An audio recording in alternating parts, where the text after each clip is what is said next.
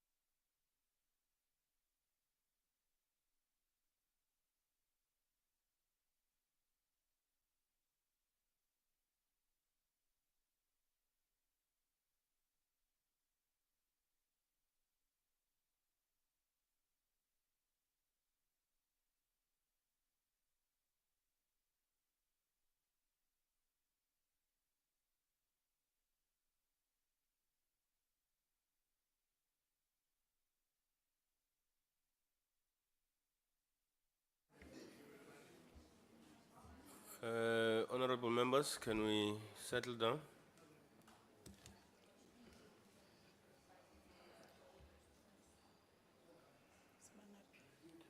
I think we're six.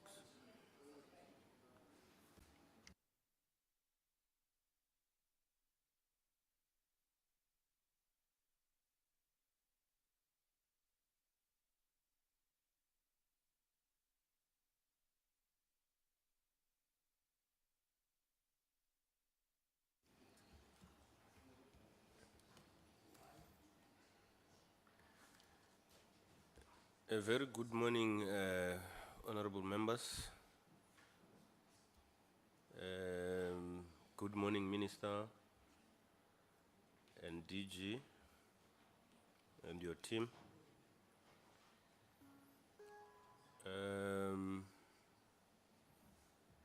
I'm told we are good to start. You are welcome, Honorable Minister. Honorable members, you will agree with me that the petroleum industry serves as a significant source of revenue for many countries, including South Africa,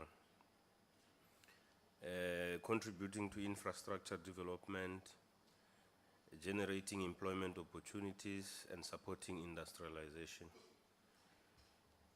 However, this particular industry is confronted with several challenges. Amongst others are the declining refining capacity. As you would know that about 6 refineries in South Africa that we have, only 3 are operational. And the new phenomenon of adulteration of diesel with paraffin which is something that the committee intends to play a robust oversight role on. The implementation of Clean Fuels 2 program, which is envisaged to start on 1 July 2027, will have an impact on refineries, obviously. And the program directs consumer sales of petrol and diesel with a maximum of 10 parts per million. When you go to a fuel station, you will see ppm. So the program seeks to put it at 10 parts per million sulfur content, and that imposes a stricter limit on some compounds present in petrol, such as benzene, aromatics, and olefins.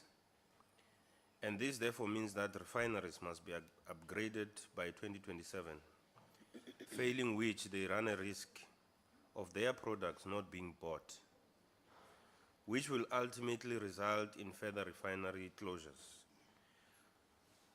As the committee will keep a close eye on this 2027 implementation date, as it has potential to shape the future of refining industry. We are highly dependent on imported petroleum, which is a security risk. The department has always been advocating for building a mega refinery, and we look forward to hearing what the plans are regarding that. I personally have a problem with environmental organizations that challenge any exploration project. I'm not saying there are those that they can't challenge, but the job is to wake up and challenge any exploration project. I have a problem with that because we'll never develop as a country. And if we are to address the petroleum problems, we must invest in the upstream petroleum industry. And as things stand, we are very vulnerable to geopolitics in the petroleum space. The Upstream Petroleum Resource Development Act, recently signed by the President, enables or promote investment in the upstream petroleum industry. Now, the purpose of the meeting, having given this background, is to receive a briefing by the department on the state of South Africa's petroleum industry. And Minister, with members, I want to plead that this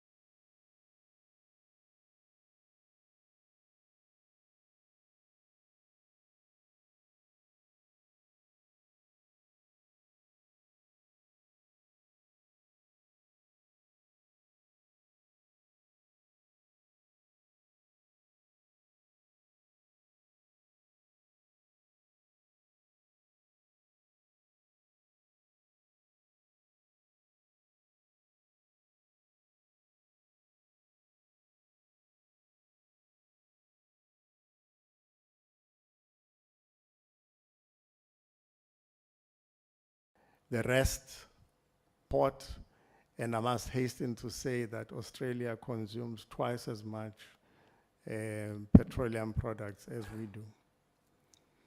Refining is now increasing in the Middle East, UAE, Saudi Arabia, in the main, and then you find a lot in East Asia. Some of the big refineries that have been constructed, in fact, the biggest, have been in India, which have been constructed by a company called Reliance Industries. These refineries are a source of product even for ourselves as a country. So the trend globally is to build refineries that are 6 times or more the size of the Milnerton refinery that we have here in Cape Town. So in as far as where do we place the continent in refining? So our refinery capacity as a continent, not as a country, as a continent, we're sitting at 3% of global refining capacity. And that has been assisted by the refinery that has been recently built, mega refinery in Nigeria by Dangote. Were it not for that, we would be far less than the 2%, the 3% that I'm talking about.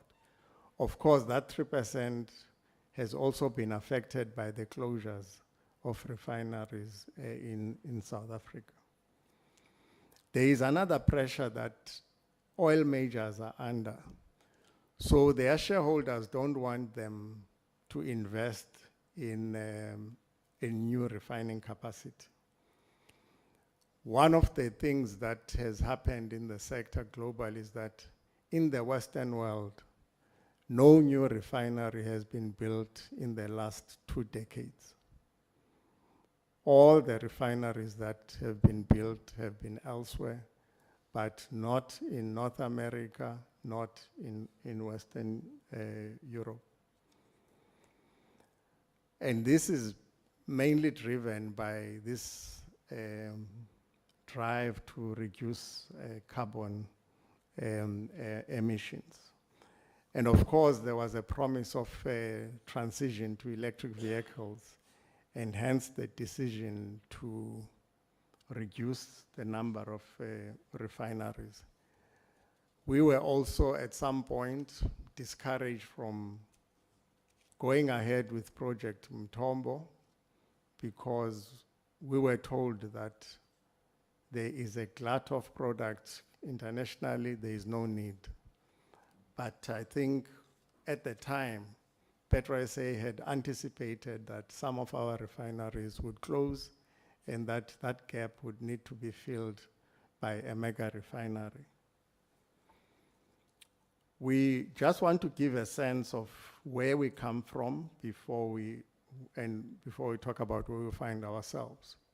We had installed capacity of 520,000 barrels per day. In addition to that, we still have the 150,000 barrels per day facility at Secunda, which is a coal to liquid, which we are proud of. We also do have the gas to liquid refinery, which currently is not operational in Mossel Bay, owned by PetroSA. Of course, the crude oil refineries that we have are old, built in the 50s and 60s. The CTL plants, coal to liquid and the gas to liquid plants were built in the 80s. And I did indicate earlier that at some point in time we were self-reliant. So in terms of what is obtained today is that the engine refinery, 2 crude oil refineries are currently not operational. So the engine refinery is closed and there is no prospect of that refinery reopening. No prospect because, one, it is now in a built-up area of Merebank, and I think it would be quite a task to reopen that one. Then SAPREF has been sold to SEF. It's not operational, but there is scope to actually not only reopen that refinery, but to expand its capacity. And I think that is the work that SEF is busy with. And I think that we need to be decisive in making sure that that actually happens. The GTL facility is not operational due to feedstock challenges.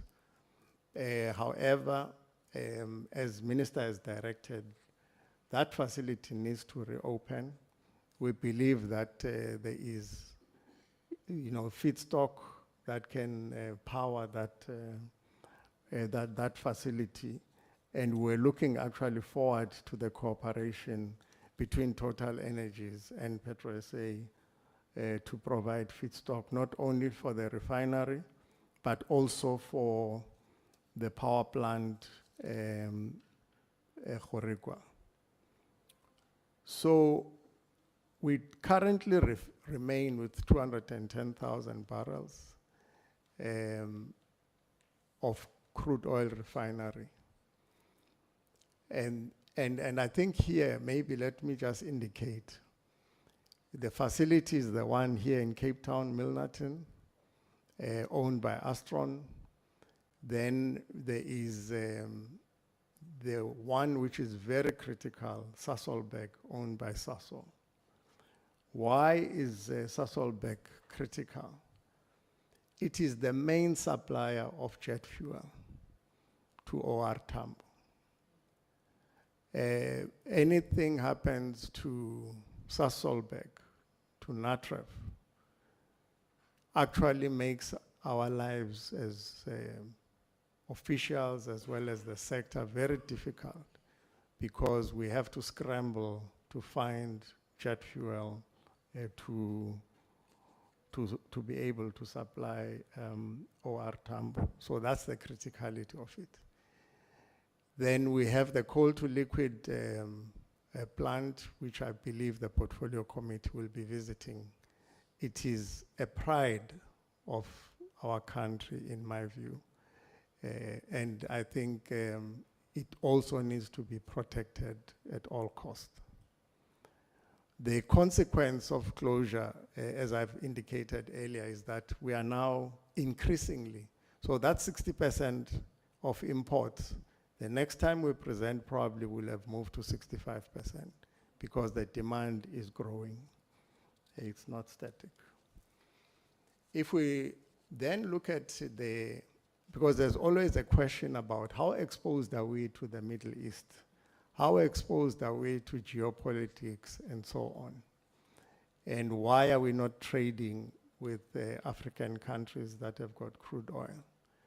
So outside the continent, in the main, the exposure of South African refineries is to Saudi Arabia. And of course, in our view, if something were to happen to Saudi, it would affect, the global market. So that does not really concern us a lot. What excites us is the fact that African countries are increasingly the main suppliers of crude oil to our refineries.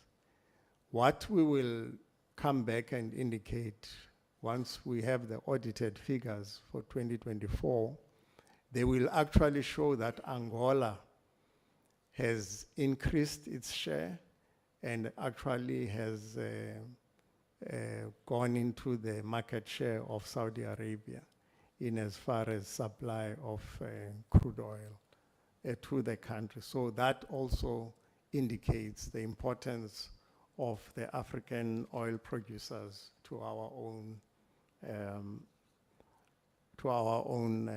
petroleum sector.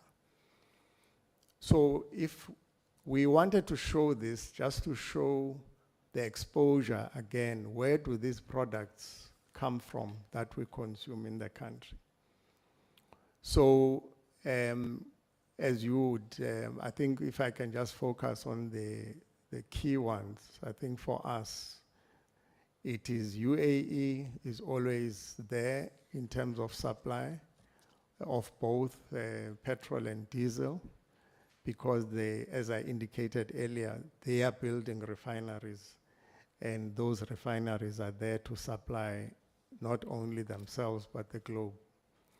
Then I mentioned India earlier on.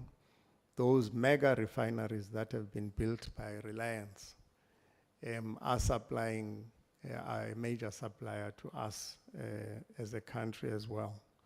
There are other countries of the Middle East. Oman is one that is growing its market share increasingly. It was 2-3 years ago. It was not as big as it is currently. Saudi Arabia is making inroads as well on the product market now, not just the crude oil market. So that is basically where we're getting our products from.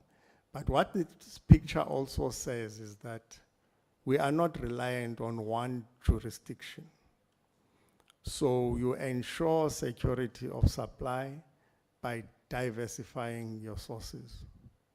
So that this diversity actually shows us that if there were to be something in one jurisdiction, we would still be able to get fuel into the country.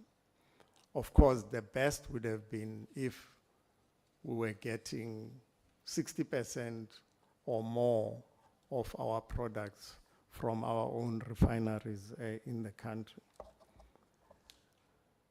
So the closure, as I indicated, could have an impact on security of supply. Now, we've seen this happen, and I don't think it has been there for all to see, that when we had a fire at Natref just a few weeks ago, there was an immediate impact on the OR Tambo International Airport, because we, as I indicated, we had to then scramble to find, to move the jet that is at the coast to inland. South Africa is different from other countries in the sense that our demand is inland because of the mining sector and other industries located inland. In other countries, the biggest demand is at the coast. So we have that peculiarity. And it means we then have to invest in infrastructure to move molecules to where the demand is. We do have a plan in response because we don't want the situation to repeat itself. There is a plan that we are putting in place to make sure that there are sufficient molecules so that we don't have a repeat of what happened earlier this year. Of course, the airport never ran out, but there was that risk. But we, through collaboration as well within the sector and government departments, were able to move the molecules to OR Tambo. We were in the portfolio committee some years ago when Chevron was opposed to an import terminal being built in Cape Town. At the time, we argued that if something were to happen to refineries, we need to have a fallback plan. They were opposing that at the time. Of course, they have since divested and left the country, but because of the support we received from the portfolio committee at the time, that import facility was built here in Cape Town. And it's one of the import facilities that have been built because we had said, what if? And of course now the fire at Engine that destroyed that refinery, motorists were not able to fill it because there was a fallback plan. So we also want to indicate that Richards Bay port is quite critical going forward. But more importantly, Maputo and Matola. Mozambique is critical. Basically, the natural gas that we import, all of it comes from Mozambique. Some of the jet fuel that we're able to use came via Mozambique. Rail, petroleum products are railed on a daily basis out of Mozambique into South Africa. So whatever happens in Mozambique is of interest to us. And we were disturbed by what was happening, but of course it didn't have an impact on the movement of molecules. So we think that investments in our ports, there has been an investment that has been delayed at Kucha to build a port for importing product, because the one in Gqeberha is going to be closing, the one in PE, and we need an alternative. So we are constantly discussing that with Transnet to make sure that something is done for that part, because Eastern Cape is a big node for consumption of petroleum products. We also need to diversify and not only rely on Durban and Cape Town. And this is why we believe that there must be, that investment needs to happen. So what have we been doing with all this? We've been studying our vulnerability. And every day we come up with, to say, this must happen to deal with that. However, we've been asked now to develop a petroleum sector master plan. And that master plan will basically make sure that we don't just respond to emergencies that come, but we plan for the next 25, 40 years. And that master plan, we can commit that we will complete in the next financial year, within the next financial year. Because we believe we've identified all the vulnerabilities, and all that is left is to say, here's a plan to deal with OR, Tambo Airport. Here's a plan to deal with, if we're to have floods in KZN again, and there's disruption to rail, what is our plan? So that master plan basically will give all of that. Then we thought we should talk about something that was somehow misunderstood. The oil majors have been divesting all over the world. And in response, they have been actually selling their refineries and their downstream to traders, but they keep the name. Just to give an example, in Australia, you find a Shell, but Shell is not in Australia downstream. What they've kept is the brand they long left. Similarly, we believe this transaction that they are busy with to divest from us, you will still see Shell as a brand. However, somebody else will have bought that. Glencore was different in the transaction with Chevron. They kept the Caltex brand as part of a transition. I think, as you can see now, most of the Caltex service stations are being branded Astron. That's a decision that was taken. But equally, I think you will see whoever is the winner of that process that is being undertaken by Shell will run with a Shell for a number of years until perhaps they have a brand that they believe can compete in the market. So we just wanted to indicate here that it's a phenomenon of majors. They sell. Total Energies, if you look at the fourth bullet, has sold its 34% stake in Sasolburg Refinery. They sold it to a company called Prax. Prax is a small oil company based in the UK. It has been buying a lot of refineries in the UK, and in fact has been buying refineries all over Europe. What we had a discussion with them because they are a new investor.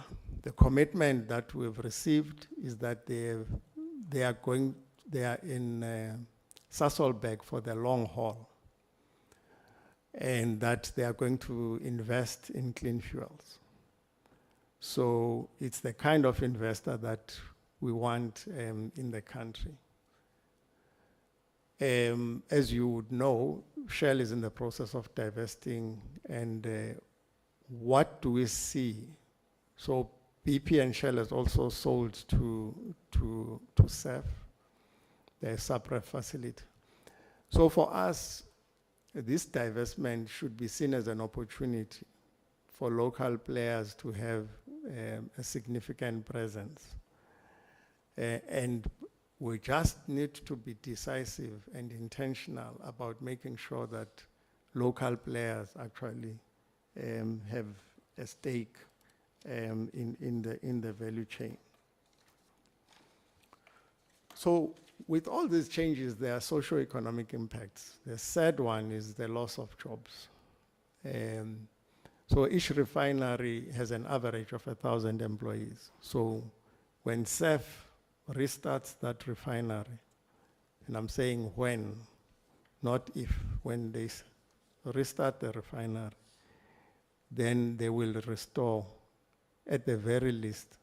So those are direct jobs. But one of the things we don't talk about is that a refinery is an anchor for industrialization.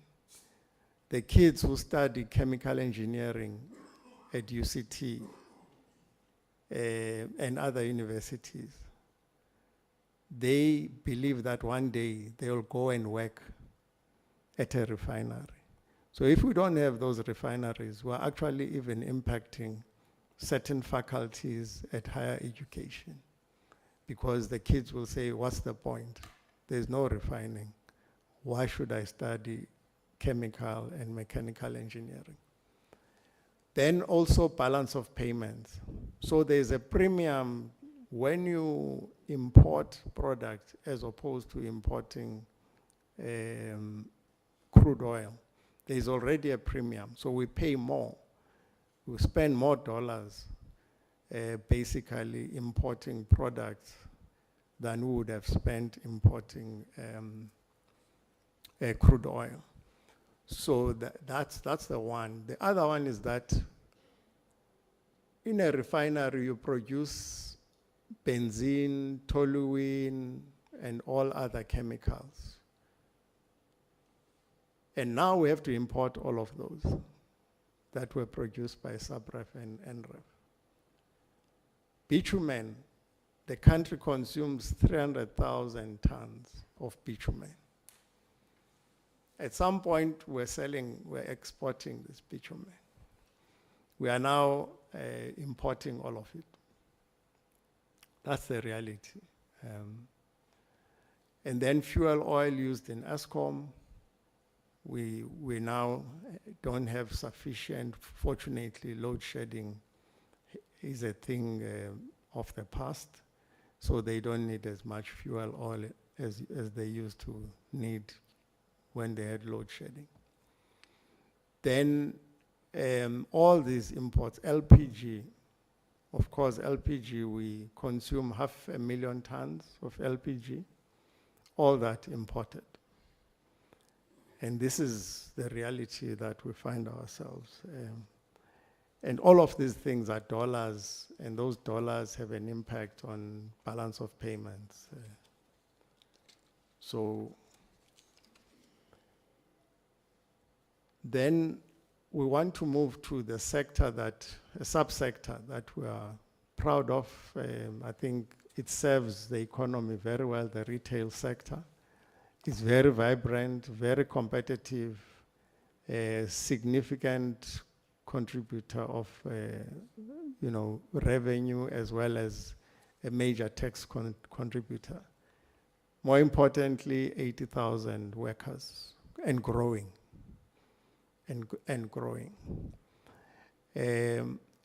What we like also about the retail sector is that you can take a rural area. I come from one. So if you travel on the N2 in the Eastern Cape, there is a place called Ndabakazi between Butterworth and East London. There is a service station that's being constructed there. Now, the impact it's going to have is that you are going to then have other retailers opening there, your likes of your Pick and Pay and so on.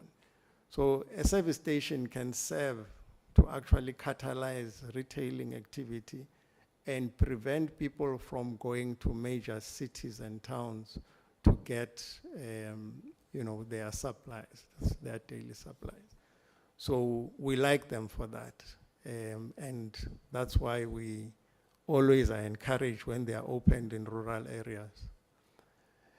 We have licensed 5,500, over 5,500 of these nationwide.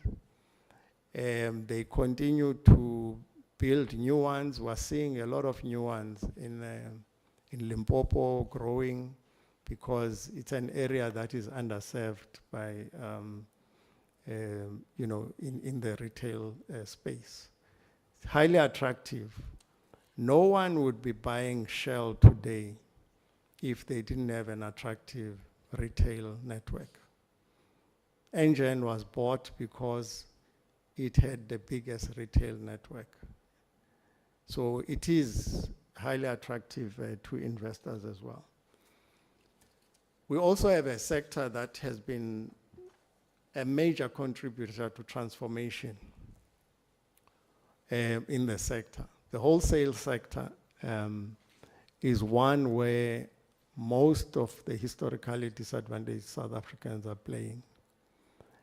And we have actually examples to show this. What I can say is that some of the players in this wholesale sector are former employees of the major oil companies. So they are professionals, engineers, traders in their own right. And we are excited about them because they are changing the face of the industry. Some of the major transporters of petroleum are actually, women in the sector, black women. Some of the bigger suppliers of diesel to Eskom are, black business men and women. And I can indicate here majority women-owned wholesalers supplying Eskom with diesel currently. And that shows that something has changed in society and something is changing in society. And that gives us the energy to try and do more because we're seeing that there is a benefit to changing, the face of the country. One thing we're grappling with, we believe that this sector is now oversubscribed. We don't think that we can go beyond 6,000 wholesalers. However, the law doesn't allow us to put a moratorium. So whoever complies must get the license. So they are now fighting for a small market. And I think that creates a lot of admin burden for some of the companies, because they then have to try and accommodate everyone. And it's just not feasible. The area that the chair referred to in the opening is a concern to us. We have a growing culture of non-compliance on a number of fronts. So you have wholesalers engaging in retailing activity, and that's not allowed in law. You choose, you either are in retailing or you go into wholesaling. You can't be in both. Then you have people that don't pay the fees, and it's a small fee, but they don't pay it, annual fee. And that has an impact on the revenue collection. And we have to chase people for payment of a small fee. And we spend a lot of time doing that. Then the big one that has an impact on the revenue in the country is fuel adulteration. This is growing. SARS and ourselves, we're chasing this moving target. And they are quite sophisticated. So we put a dye in paraffin, so that when we find the mixture with the dye, then we know that you have mixed. They are able now to boil it off. Number one. Number two, we've seen a phenomenon where they import paraffin from Zimbabwe. So paraffin coming from Zimbabwe is not marked, doesn't have the tracer dye. So you suddenly see a lot of importation of paraffin from Zimbabwe. It is then mixed with diesel in Limpopo and sold to unsuspecting fuel retailers and then motorists. Then the second one is off-spec fuel imports, because we're now an importing country. We have to monitor imports, the quality of fuel, imported fuel, very closely. So this is a consequence of a closure of a refinery, that now anyone can supply you with fuel, only to find that actually that fuel is off specification. We do conduct inspections, but again, it's an issue, how much can the public service invest in inspectors?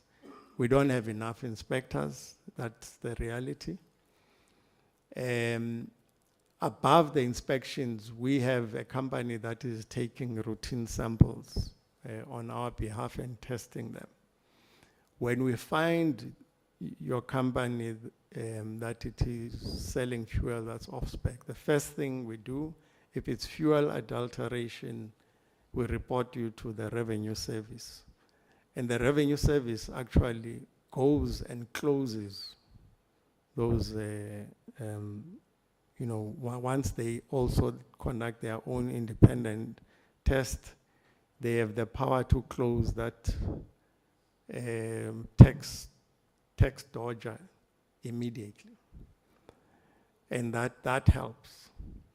The second one is that through the intervention of our principals, we now, when we find that your service station is non-compliant, we issue a letter intention to cancel, because the other routes are going to be long.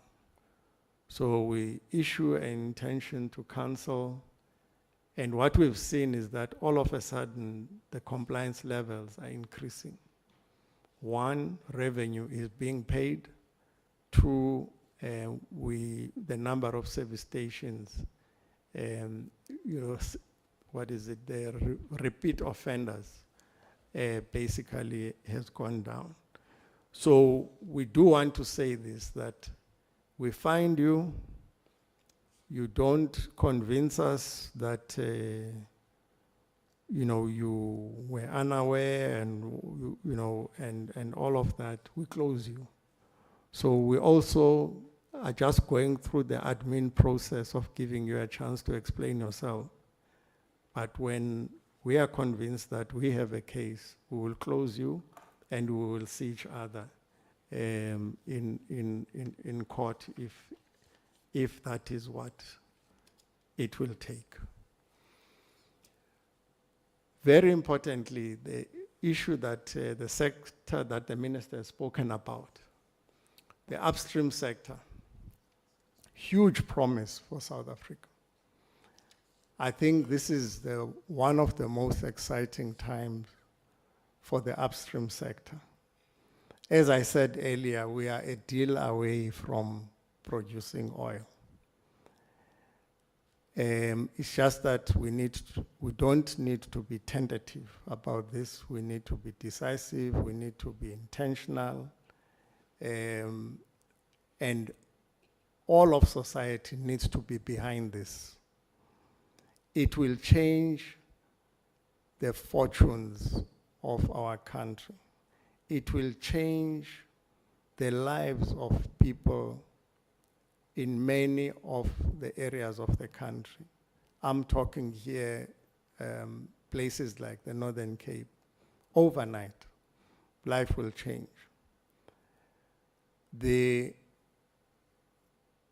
will see that I'm not following the slide directly, but I'm talking, for now I just want to paint a picture that the oil finds that were made in Namibia,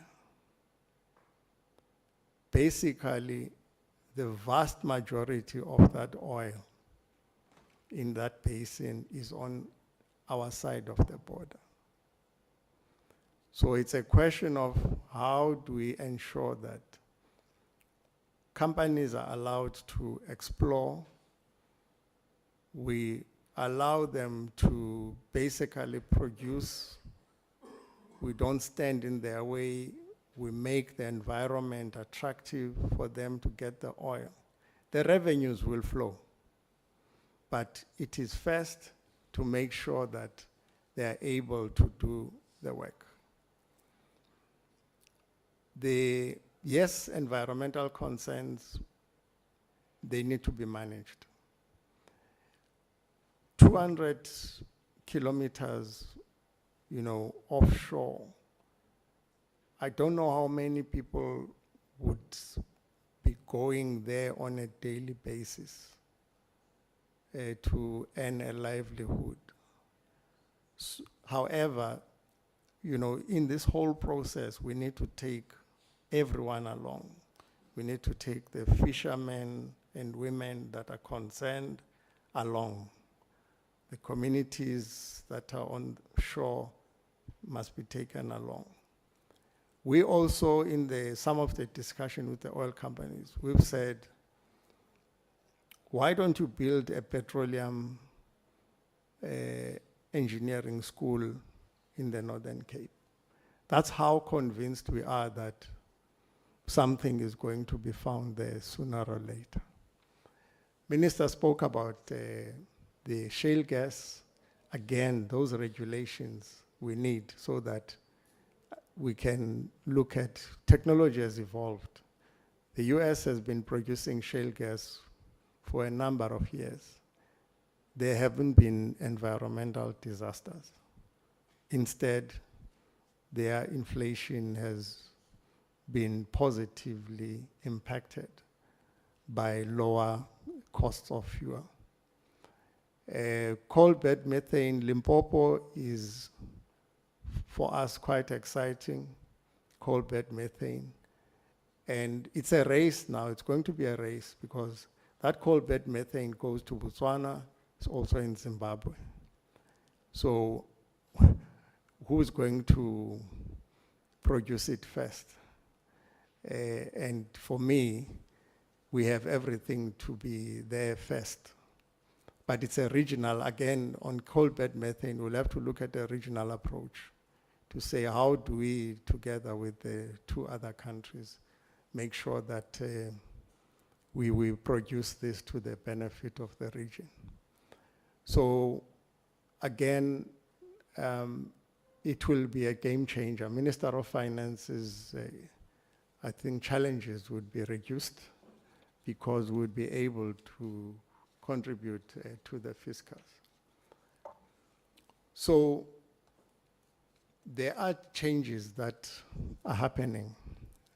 Having painted all of this, we mustn't lose sight of the fact that there's electric vehicles that are coming into the future. And perhaps they can come sooner, but we still have a challenge of, the cost of electricity and so on. So we believe with that, oil and gas will be a feature in mobility for a number of years. We think that everything must be done to ensure that we don't have additional closure of refineries. To an extent that we are going to be proposing that there must be some manufacturing incentive for the existing refineries, because they are contributing to maintaining industrialization. So there must be, to level the playing field, you need a manufacturing benefit for existing refineries. As I said earlier, we have the inland refineries, both the CTL plant at Secunda and Sasolburg. For us, they are key. We need to make sure that those ones are protected at all costs. Restarting Mossel Bay is critical. And I think we need to, again, be intentional about making sure that that restarts, not only for petroleum, but for that municipality as well. Because PetroSA has been a major contributor to economic activity in that part of our country. I'm almost done. One of the things that we've been asked by also the Competition Commission is that we need to make sure that whatever is produced locally must be placed locally. So we can't be exporting when we're a net importer. So all molecules that are produced in South Africa must be sold in South Africa, unless there's a net economic benefit for the company that is producing. There is an issue that, yes, we have to commit to electric vehicles and hydrogen fuel. However, we need to build a mega refinery, whether it's at SAPREF.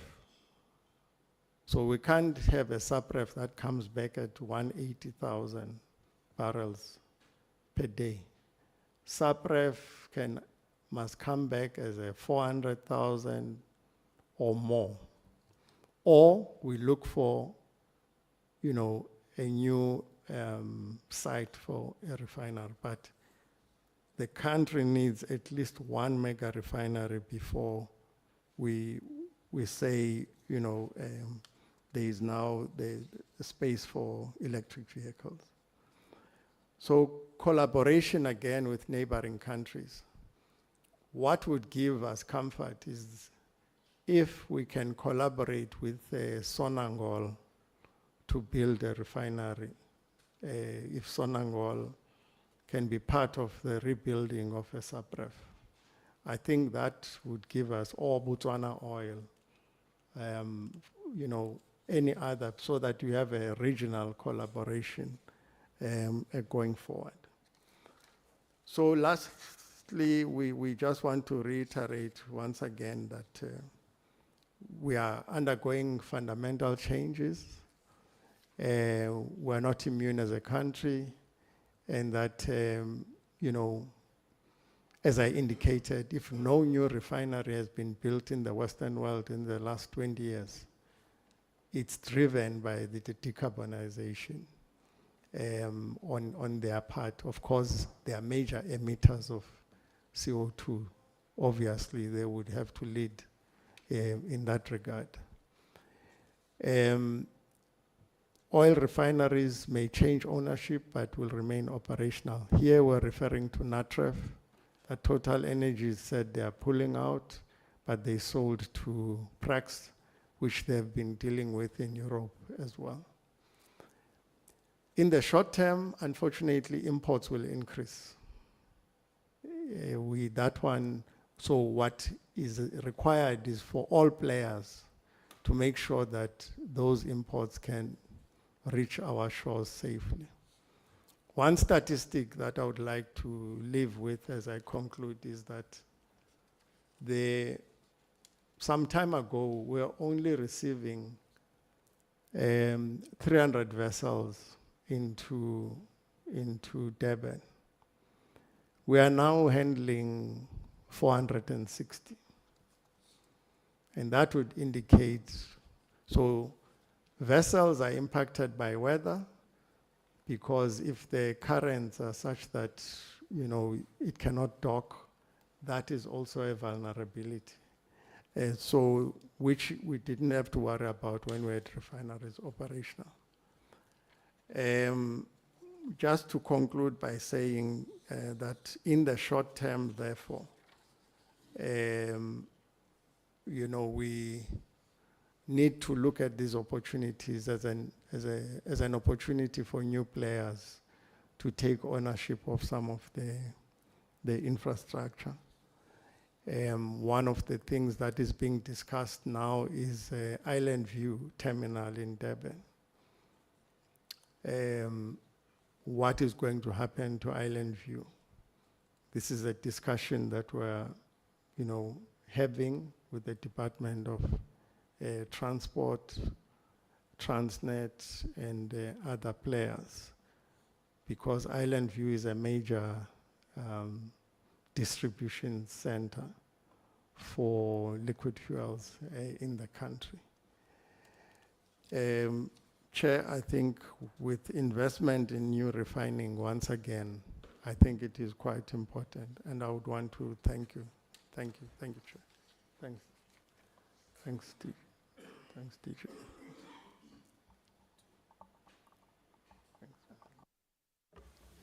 That is the presentation, Chairperson. Thank you, Honorable Minister, DG and DDG. Honorable members, that's the presentation.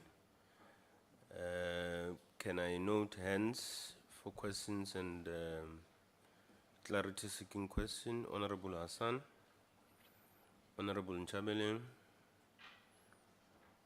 Honorable Zondi,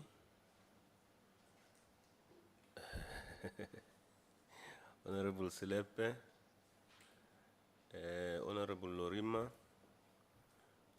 Honorable Ntlangwini, Honorable Zungula, Honorable Mufukeng, and Honorable Sen, in that order. Thank you very much, Chairperson.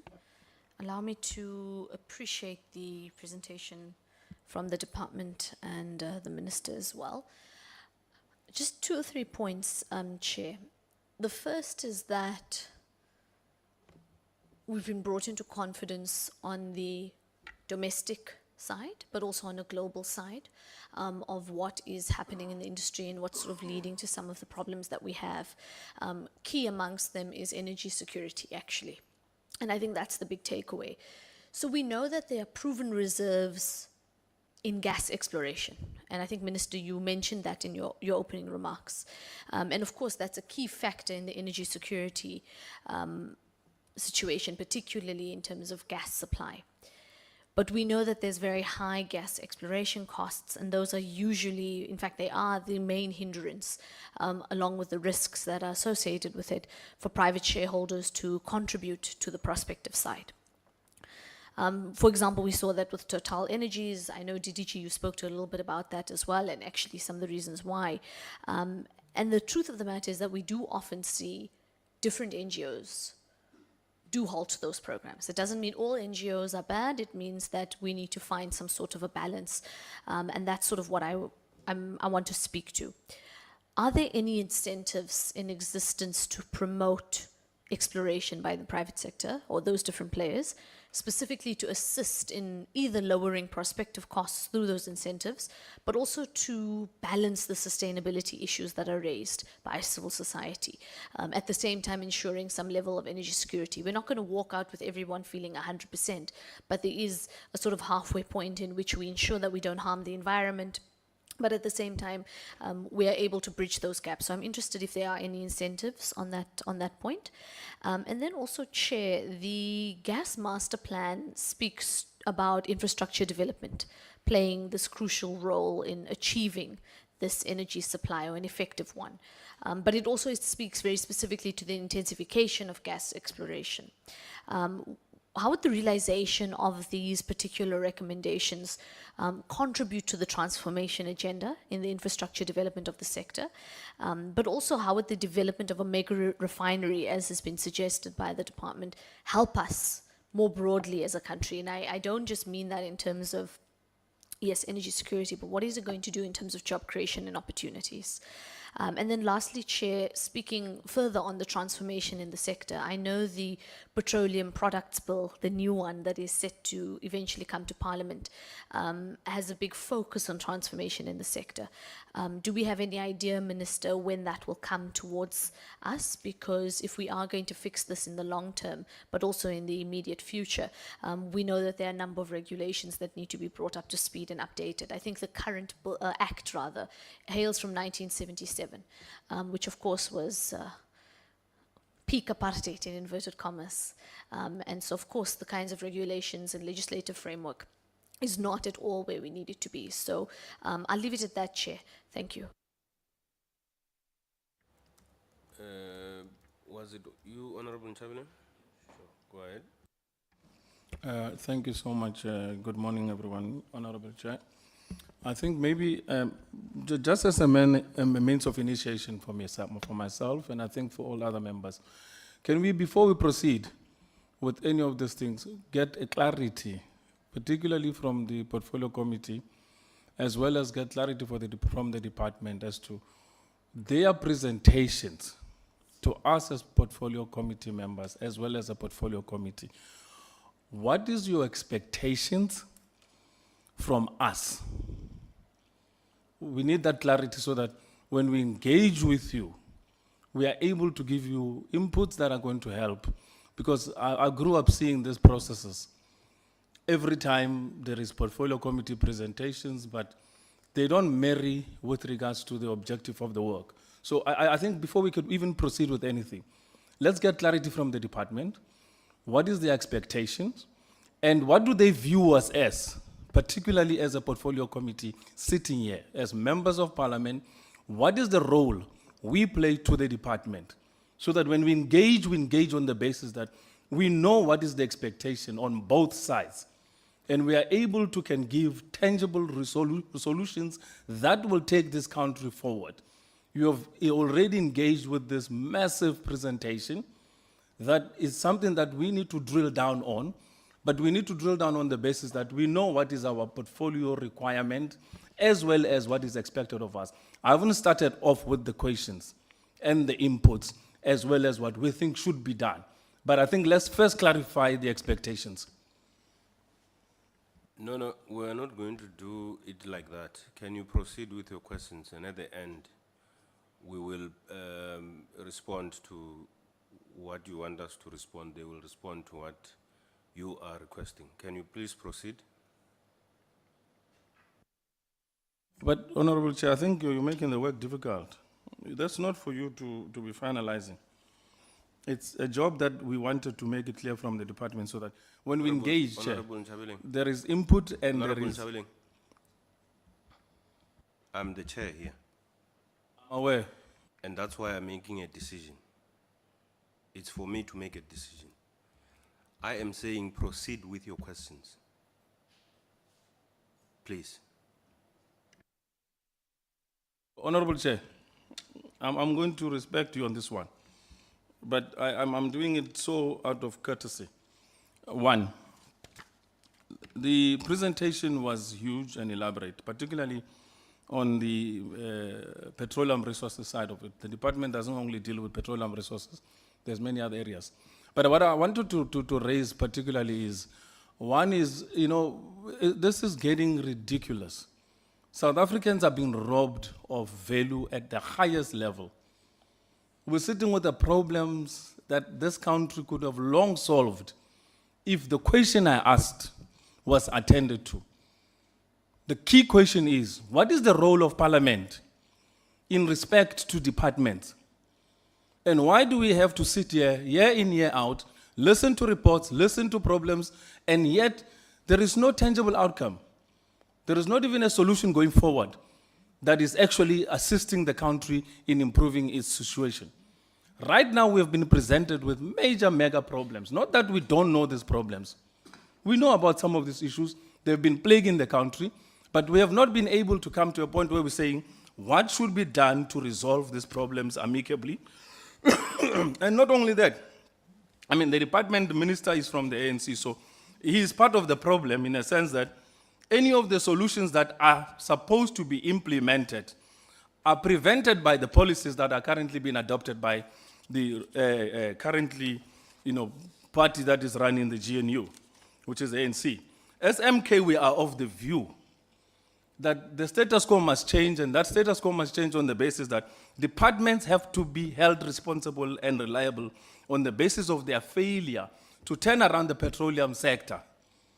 The problems that, Minister, you're explaining are not new.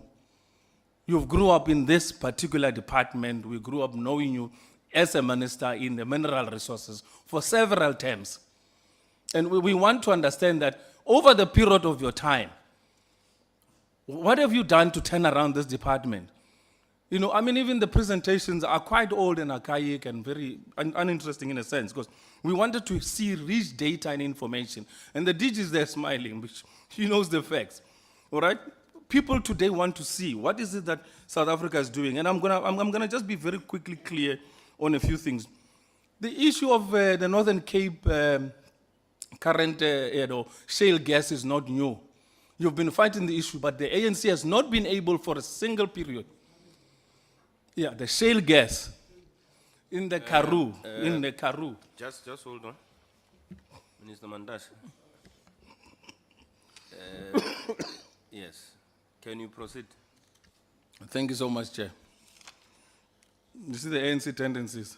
They always want to now even stop the opposition when they are assisting them. The issue of shale gas. What you are doing, you are actually inviting him to proceed with what I'm saying he must not do. Fine, Chair. Yes. Let me proceed with my questioning and inputs. The issue of shale gas. By now, we should be hearing that the department says we are already approving processes by which exploration and drilling should start. According to the department, they should be giving us figures of the value of this gas and how it's going to be exploited for the benefit of South Africa.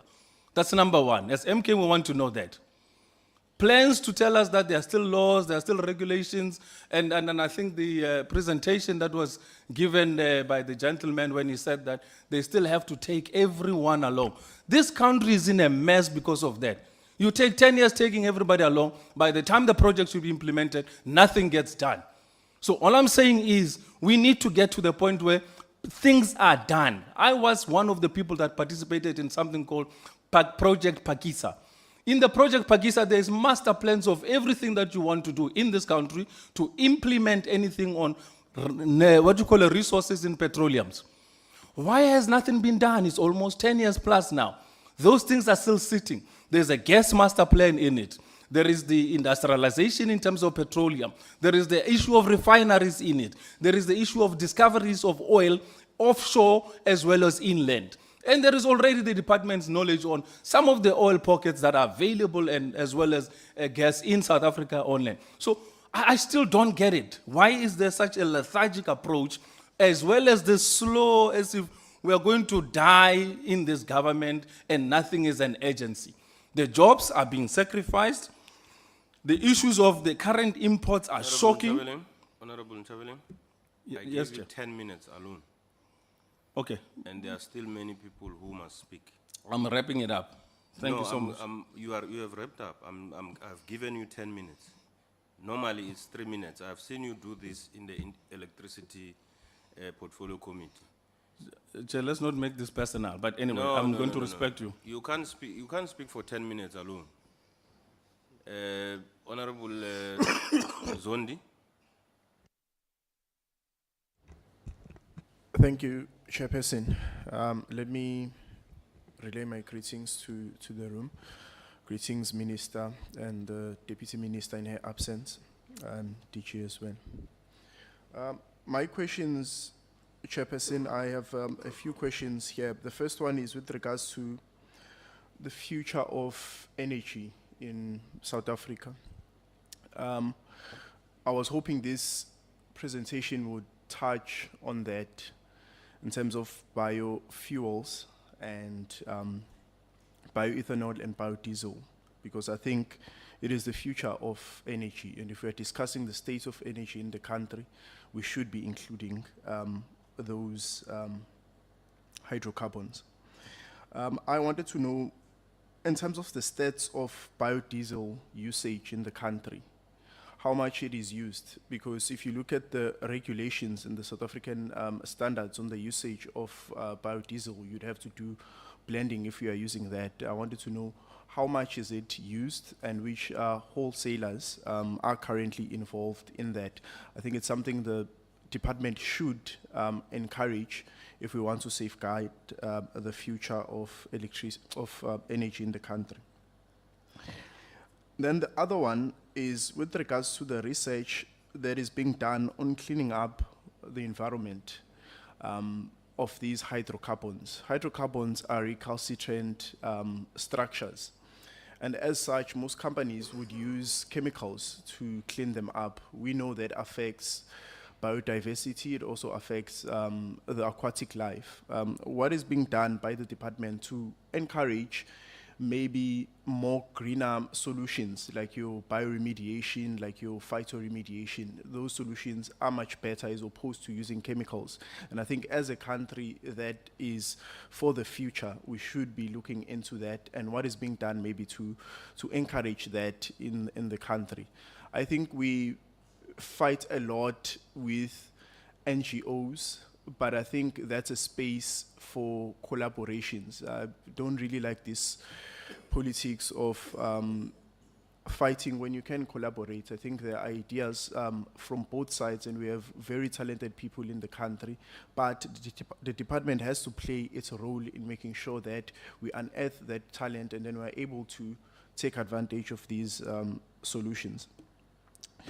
And then the other one is with regards to the progress on the exploration in the Karoo for oil reserves that was commissioned by the minister.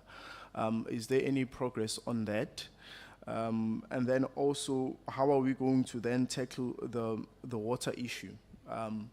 In principle, I think we do need to make sure that we're exploring all the oil reserves that we have, but we also have to be cognizant of the water issues, especially in the Karoo. South Africa has water scarcity, especially the Karoo. There are farmers there who have water scarcity as we speak. And if you're going to be doing fracking there, fracking is very water intensive. So you're going to be using a lot of water. So if you're going to commission a study there on exploring those oil reserves, you also have to have a plan on water. And currently, other sources that you can use in fracking in terms of water, you can use grey water. But we know in South Africa, we don't have a policy on grey water. That's a huge blind spot that we have policy-wise as a country. Are there plans maybe to use such sources in order to supplement the water for that exploration in the Karoo? Chairperson, I think I'll stop there. Thank you. Thank you very much, Chair. Let me start first by greeting the Honorable Minister and the DG. Mine is too short, but I just want to check. My worry is that we are 3% in it globally with regarding the refinery capacity. And it worries me that as the African countries, because we have inherited the colonial outdated infrastructure, I'm checking, we as South Africa in particular, what is our plan of growing or expanding the infrastructure that is no longer giving us what we need to get, as the result that the Gqeberha is now going to be shut down. It's because of the old infrastructure. What is the department doing with regarding the old colonial structures? That can't we have our own things as the new government, that not inheriting the apartheid things? That's why we are getting this result. And the issue of the port of Gqeberha closing is going to cause a huge impact, because remember, it goes with loss of employment with people who are currently working there. What is the plan? Don't you have any plan of making sure that you might revive the infrastructure that is there so that you can keep that port running? That's one. Number two, there's this fuel called the ethanol fuel. Brazil is using it. It's made of sugar cane. I think in South Africa, we have a capacity of growing the sugar cane. Why don't opt for using that ethanol fuel?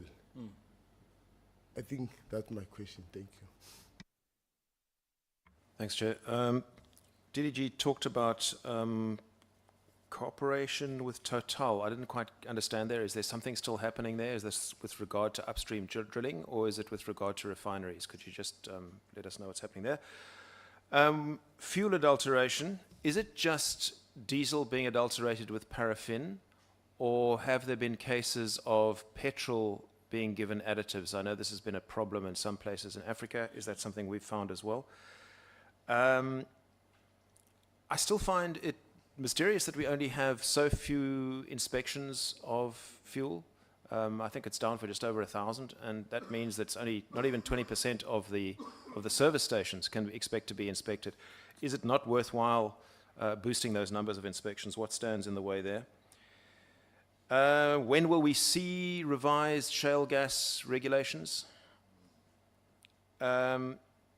What will happen to those companies who got rights to look for shale gas in the Karoo? I'm thinking of the Shell, Falcon, etc. Are they going to be grandfathered in, or will they have to apply again in terms of the Upstream Petroleum Act? The DDG talked about manufacturing benefit as far as refineries are concerned. I'm not sure if I really understand that. Could you just elucidate that a bit more? You said that restarting Mossel Bay is critical. So what's the next step there? And have the contracts with Gazprom Bank and Equator fallen through and been scrapped? Is there a process of actively opening bidding for new contractors there? When will SAPREF be working, or is that very much dependent on deals that you intend to sign with Sonangol, etc.? And I'm assuming that that's open not only to other state oil companies, but is that also open to the private sector for public-private partnerships there? And then finally, with regard to the interference in drilling by environmental organizations. NEMA allows almost anybody to interdict drilling, and I think just about all drilling for hydrocarbons does face court action. Is there any plan to change the way that NEMA is worded so that people are cut out who are not directly affected by this? Thank you. Thank you very much, Chair, and thank you for the presentation. I think all of us pretty much, Chair, have spoken to the fuel adultery situation, and in your opening remarks, you pleaded with us that some of our inputs must be as well solution-driven. And the DG that have done the presentation, is it the director that have, DTG, thank you, that have done the, sorry, the presentation, spoke about outsourcing. There's a company that is being outsourced to do this type of inspections. And why are we outsourcing it instead of rather doing it in-house in the department, and we hire inspectors to do this type of work? I mean, that can open up a lot of employment for many young graduates that are looking for employment than to just outsourcing it to a company and then you are paying these extra costs. So can we do it in-house in order to cut the cost? And when as Honorable Lorema have said, then we do much more inspections than the amount that we are doing, because now we are keeping, and we don't want to do more inspections because we still need to pay this company that must come and do the inspection, then rather it being done in-house and we cut that middleman that is in between there. So I'm happy about the response that you have said in terms of the adulterations, in terms of SARS and the impact and the role that they are playing there. Because you have mentioned the last time that you were in front of us, there were plus minus 23 companies found that were founded guilty of doing these deeds. So I would like to know, in particular to those 23 that you have reported last time, if the number have increased, and last time I did ask you, can we also name and shame these companies? Can we please get the 23 companies, or if it's more? The second one, it's many of the members have also touched about the NGOs, and really, quite frankly, Minister, you can't come to us and forever cry about the NGOs. You also have an effective role to play, to bring also and say, this is from the department that pieces of legislation that we feel that this NGOs are a stumbling block for economic growth, and hence, as the department, we are bringing or making amendments to our certain acts, or wanting to make amendments to our certain acts. But quite frankly, you come every time and complain about NGOs being a stumbling block for exploration and all of that. You also have a role to play, and the department also have a role to play, that the investors that are coming and go and explorate in these areas do adhere to our norms and standards, and they don't mess our communities up. Because we do know in some of the instances that these companies don't do at all a public participation, and our communities just see this area is cordoned off and with a big whiteboard written in Afrikaans within a language that they perhaps can't even understand or read. So that is also a role that the department needs to ensure, that these companies are going into our communities to effective public participation. And then on the PetroSA issue, we have received last week a report on the development or the status of the state-owned petroleum company, we now, I agree with what you were saying in terms of we need to revive PetroSA in order for those communities and for Mossel Bay and the areas around Mossel Bay, that municipality, it's critical that we revive that component of PetroSA. But we received last week a report that of the lease and assist that will be happening at PetroSA, and to sort of trying to bringing them back on board. Where are you aware of that? And by 1st of April will be ready as we gotten that report. And then the last one, Chair, on the engine refineries that is closed, on the engine refineries that is closed, I just want to check, when these refineries are closed up, do we do, again, like checks? Because we don't want to sit with situations like we're sitting with illegal mining that is founding the department in that aspect wanting, because you don't, there's no follow-up in terms of proper environmental, or that people don't access these sites, and it becomes again an illegal trading point, and those things making themselves back into the market. What steps are you taking pertaining to that? And then I'm not happy about the non-payment of license fees. Something needs to be happening, Minister. We can't be chasing after people that are sitting with a license, and we need to chase after them to pay licensing fees. You need to tell us, like, why are you chasing after these individuals? There must be steps.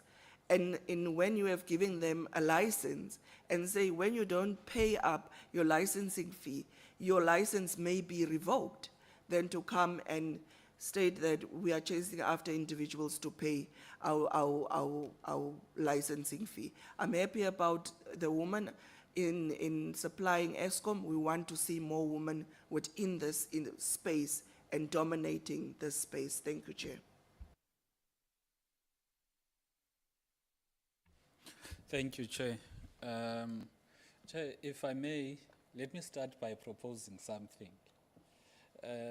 You know, when we engage here, there's about 9 members, and each of us is going to ask on average 5 and 6 questions. And then we are going to expect the department to give us quality answers for about 54, 55 questions. It makes it difficult for us to follow up if those questions were adequately answered. So perhaps in the next meeting, maybe let's change the way we engage with the department. Perhaps if you give us 5 minutes, we could have a question and answer directly, a member to the department, and then we move on to another member. That is my proposal. Greetings to the minister and the department, yourself, and everyone that is here. Minister, you know, it's been 30 years since we got our democracy as a country. Majority of the time, we always speak about transformation, particularly because we believe, or we see, it is evident, we don't have transformation, especially in the economic sense of things. And even in the petroleum industry, it is still untransformed. You are going to have few companies that are going to dominate over 90% of the market share, just like in the petroleum industry. Now, there's these barriers to entry that are put in place to prevent or block new entrants, particularly black-owned companies, from participating in such industries. So perhaps the first question as a point of departure would be, what is your sense of view on the question of how then is the industry going to be transformed in order to have more black entrants instead of having a case whereby we are going to perpetually speak about transformation in the country. DDG, you also spoke about many issues that have been identified could be resolved by inspections. However, you did say that you do not have the capabilities or the resources to have such inspections. I'm not satisfied with that approach because it means the problem will still remain, especially when you say that there's a high level of non-compliance in the industry, which could be solved by inspections. So what is the plan there when it comes to inspections, especially in the sense of wanting to resolve the problem of non-compliance? And lastly, Minister, you are very correct, and we support you 100% on the issues of the NGOs. Because NGOs, especially the foreign-funded NGOs, they come to our country, they participate in the governance of political decisions at times, whereas political parties are barred from receiving foreign funding. Any political party operating in South Africa is not allowed to receive foreign funding unless it is for training or development purposes. But we are going to have a foreign-funded NGO coming and operating in South Africa, taking South African government departments to court because of whatever objectives they may have, which may not be aligned to our national interest. And I want to agree with my colleague to say, but it cannot be, Minister, that we are going to, in other words, seemingly just complain to say it's a problem, it's a problem. We need to work towards a solution. What then, from your side as a department, do you view as a solution to address this issue of foreign-funded NGOs who want to subvert our democracy so that we indirectly become governed by them as NGOs by taking the department to court, by blocking any development that is happening in our country? Thank you. Thank you, Chairperson, and greetings to the Minister, honorable members, and the department. Chairperson, we know that South Africa is a net importer, making it susceptible to effects of geopolitics. I would then like to know, Chairperson, how vulnerable is South Africa's gas import to such tensions, and is a shift to procuring from our continental counterparts a pragmatic shift, taking into account the regional security concerns? And secondly, Chair, I would also like to know, DDG, can we survive on our own as Africans, or are there partners in trade who can help us to deal with these changes? I thank you, Chair.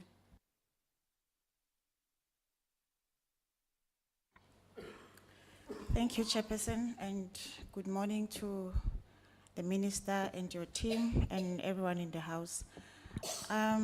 Chair, my first question, in terms of illicit fuel trade, DDG, in South Africa, we know that illicit fuel, it's a serious challenge in South Africa. So what I want to know is that how can consumers identify illicit fuel, and what are the risks of using it? Do you sometimes do public awareness campaigns, about the dangers of buying illicit fuel?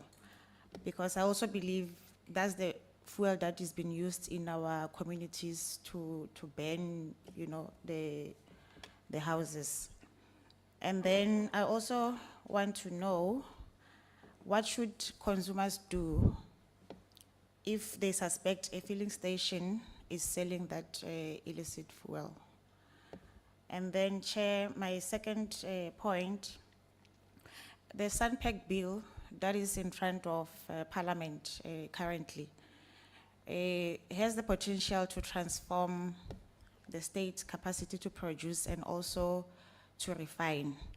This also promises to revive refineries such as Sunpark that you were talking about it just now. How will this change promote the participation of emerging players, particularly your historically disadvantaged groups in the upstream sector? Thank you, Chair. Thank you very much, honorable members. Just to be consistent, Honorable Senne, the Sunpack bill technically is not yet before Parliament. I explained it last time. Honorable Mandashi was insisting that it's before us. And I did say technically it's not with us. Otherwise, we would not have called them to come and explain last time. But before I give the minister to respond, let me say a few things. You will agree with me, honorable members, it's the first time that I have stopped a member when speaking. All of you every day speak until you say, thank you very much. And there's a reason for that. If I was to give you all 10 minutes, we will sit here the whole day. And I've never blocked anyone to come back and ask questions if they feel they are not answered. And I'm not going to start today to stop them. So I feel that posing questions, responses, and then you come back, that's the best way to avoid even talking to each other directly. I wish to control it that way, Honorable Zungula, Honorable Nchabeling. So you will have your time to speak until you say thank you. But I will not allow that you speak for 10 minutes alone while other people have not spoken. The second issue I want to say, Honorable Nchabeling, is that at the beginning of this term, we pulled out what we call legacy report, which acted as a guide for this committee. We even had workshops with institutions like the VETS Mining Institute and others. We called all stakeholders to come and present. And when they present, we noted their challenges, what they would want to see in the industry. We also called the department to give us the overall presentation of what they are doing. Now, we draft our program that last week we adopted. This is part of the program. We draft our program based on that, because now we're drilling down into what they have presented, what the industry is complaining about, what they would want to see, and this is part of it. That's why we'll be going to Sasol next week. We're going to go to different mines next week, and the other week we're planning, is it the other week or weeks to come, we're planning to go to all these refineries that are here in Cape Town. So it's a process that is well guided.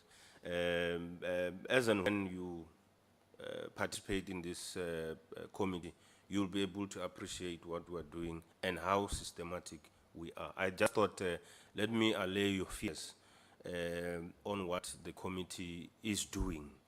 They will respond on what you asked, the expectation. They will give you a response. Honorable Minister. Thank you, Honorable Chairperson. I'm going to be brief and allow the team to answer technical questions, and I will come back at the end. But I want to respond to a few issues first. We get called by a portfolio committee, and we're told what we should present to the portfolio committee. I think it is ironic for a member of the committee to ask us what is our expectation. We are responding to a letter sent to us by the committee, and we give you responses to the best of our ability. If the committee doesn't know what they want, it can't be our problem, really. It can't be our problem.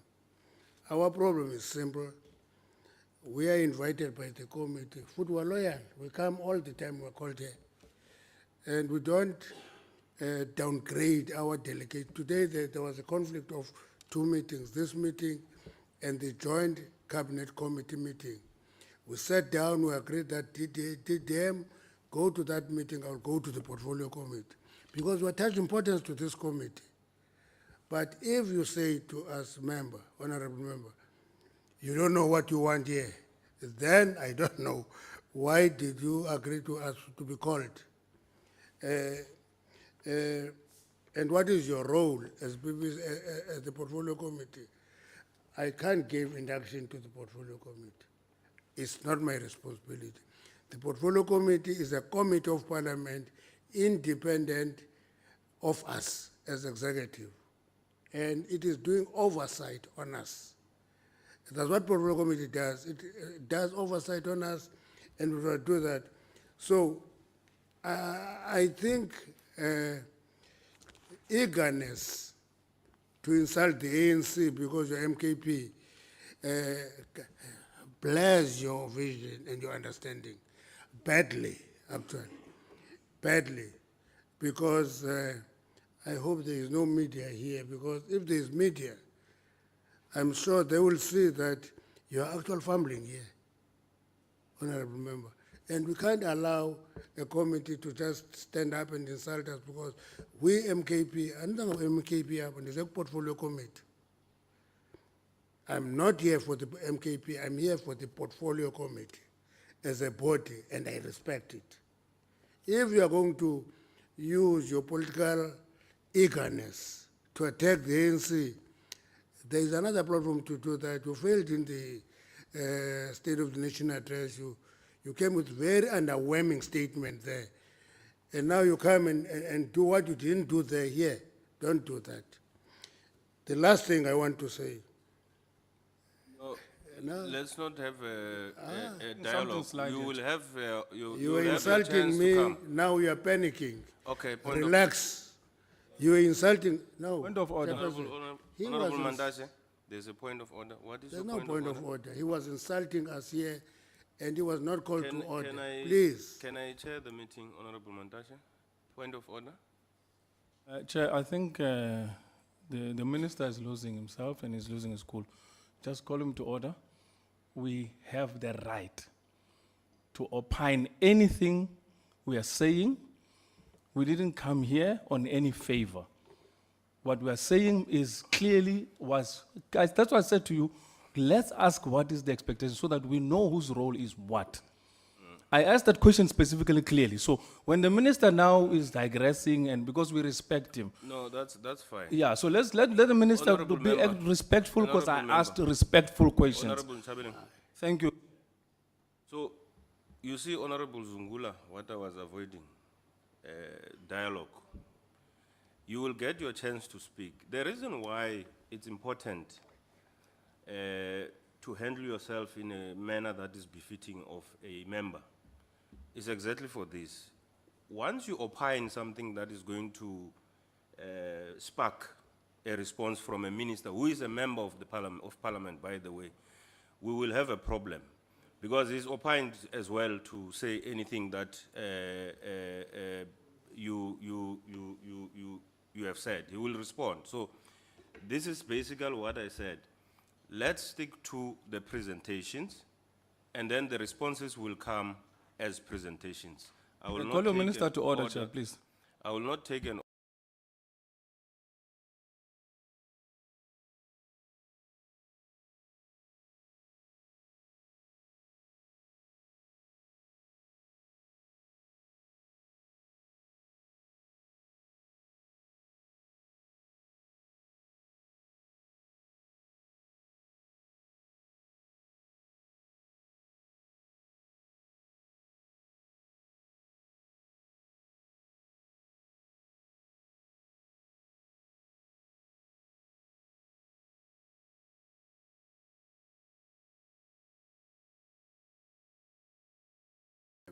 It's your problem, it's not my.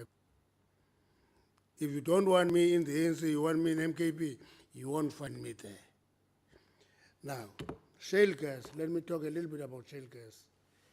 Shale gas, the department was taken to court and the court gave a ruling that FFE must give us the guidelines. We have followed that process of the FFE giving us guidelines before we actually remove the moratorium. And the minister promised to give us those guidelines by March this year. By March this year. That was the minister responsible for that responsibility. Once we get those guidelines, we lift the moratorium on shale gas. Then those people who have applied will come, and those who are interested will come. We'll have to lift the moratorium. That's the status of the shale gas. It's not that there's nothing done. There's a lot done, but what we have learned over the 30 years that nothing was happening was to learn that once there's a court order, you don't defy that court order. You comply with it, and you pursue a relevant minister that, please give me the guidelines because we want to lift the moratorium. That is how far we've gone with shale gas. In the process, we did test the viability of shale gas in the Karoo. We took 40 canisters of shale gas, sent to another country to test, and the report was that that shale gas is viable economically. So that's why we're waiting for those guidelines to lift the moratorium. That is the answer I'm giving on that one. The other questions, I will come back at the end. I want to leave it with DDG, Kaunga and Upendule, technical questions.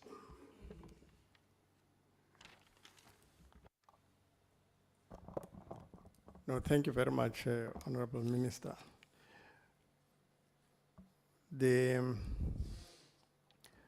Let me start with the questions asked by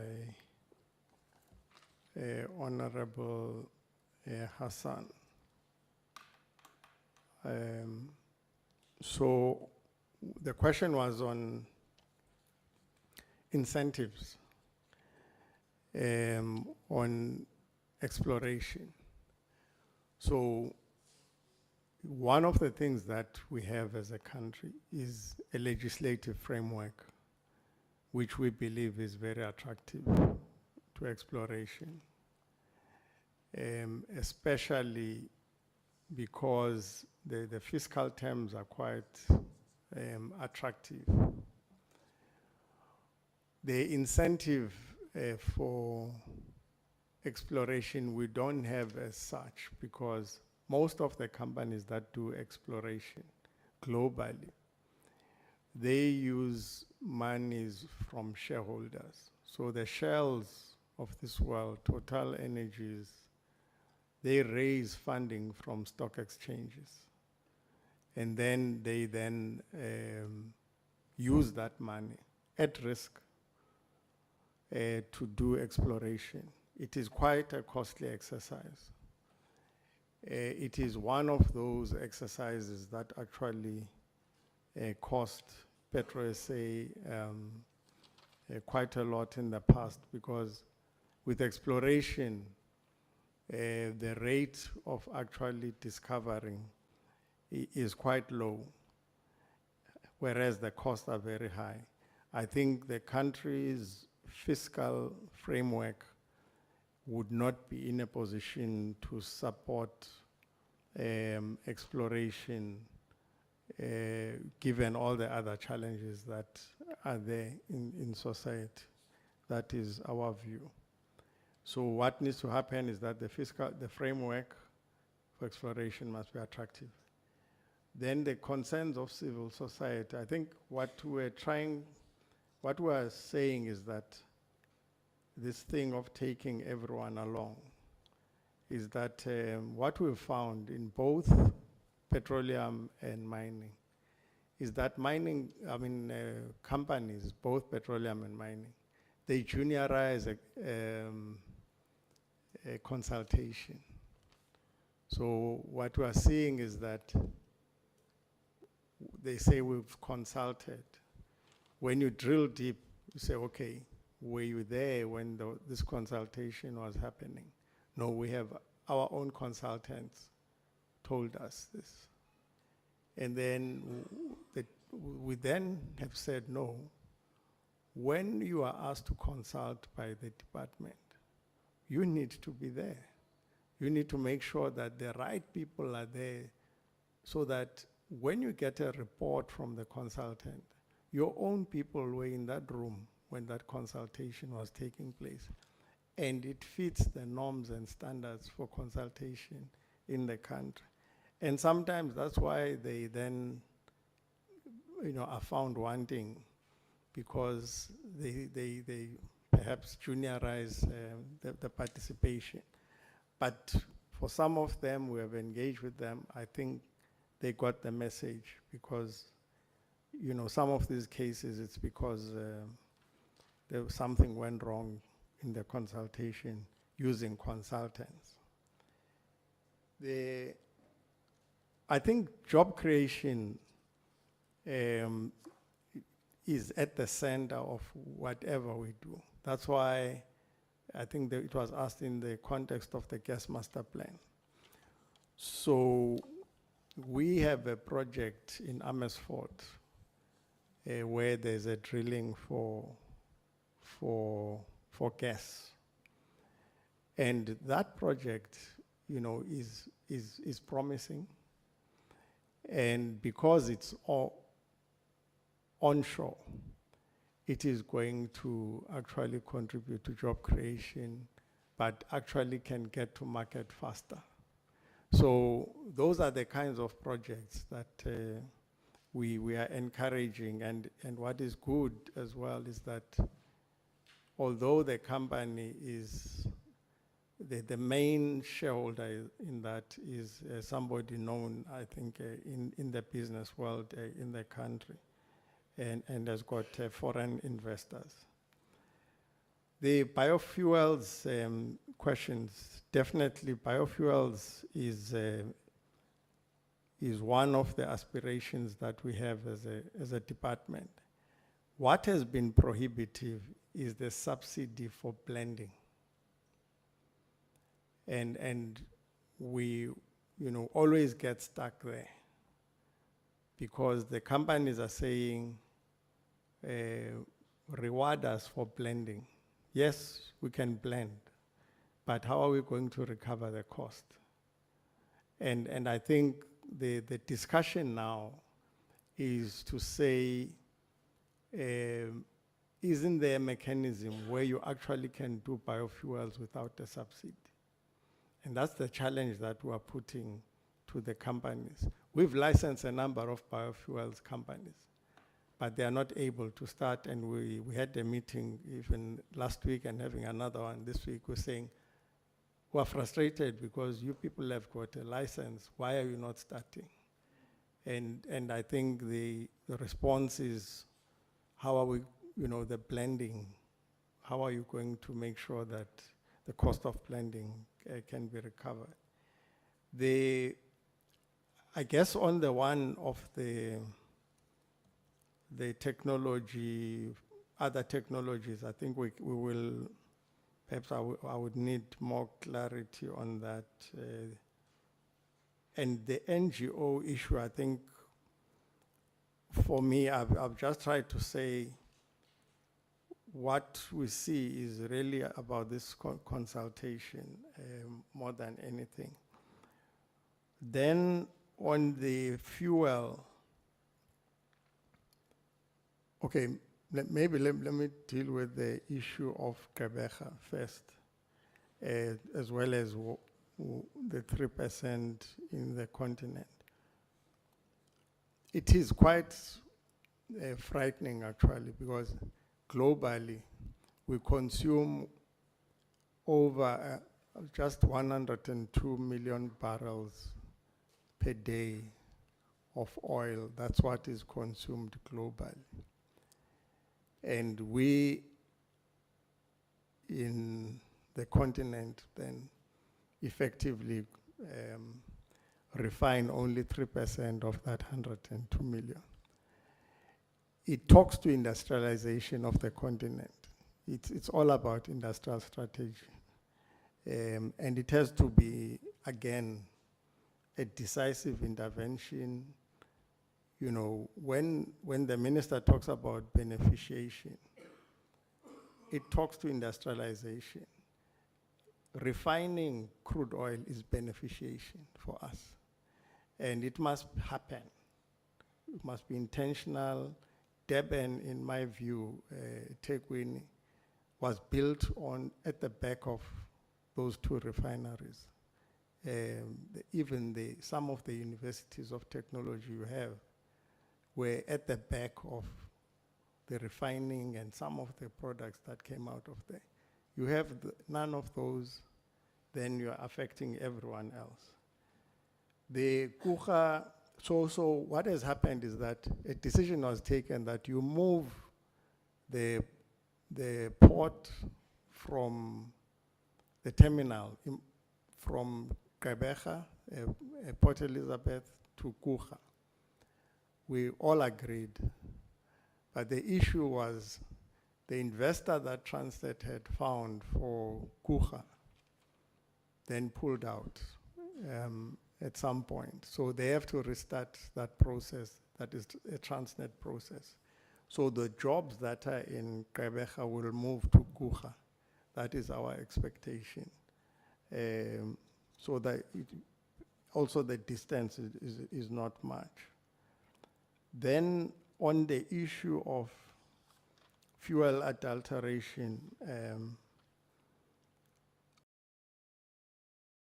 so we are actually seeing on the petrol side that there are additives that are finding their way into the market. And we are very clear about those additives. If they are banned in certain countries, or if they don't meet mitigation, we don't want them in our market. And I mean, there are cases where those have been found, and those products are still sitting in terminals and cannot find. So we've said either you dilute what is there until it meets specification, or else you leave it in tank. The inspections, I guess, are a function of budget. We can only work with what we have. And currently, we have what we have. It's one inspector per province. And even for smaller provinces, this is now for fuel. It's not, because even you have to, even Northern Cape, it means that person has to basically live on the road. But it's something that we constantly are engaging on. But we are aware that, you know, the fiscus is also, you know, constrained.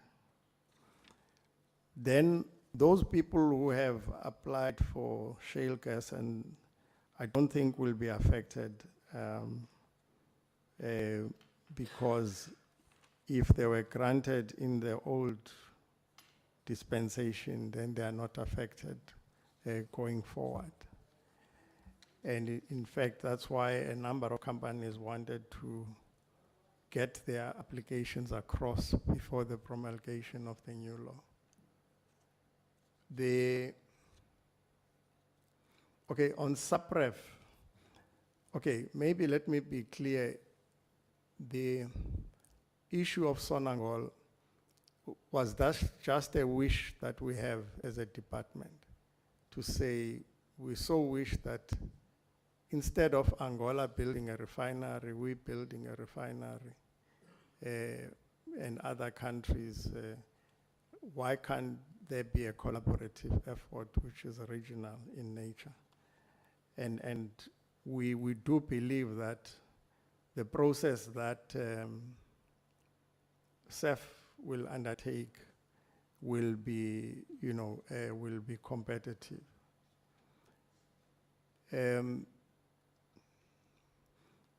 Okay, the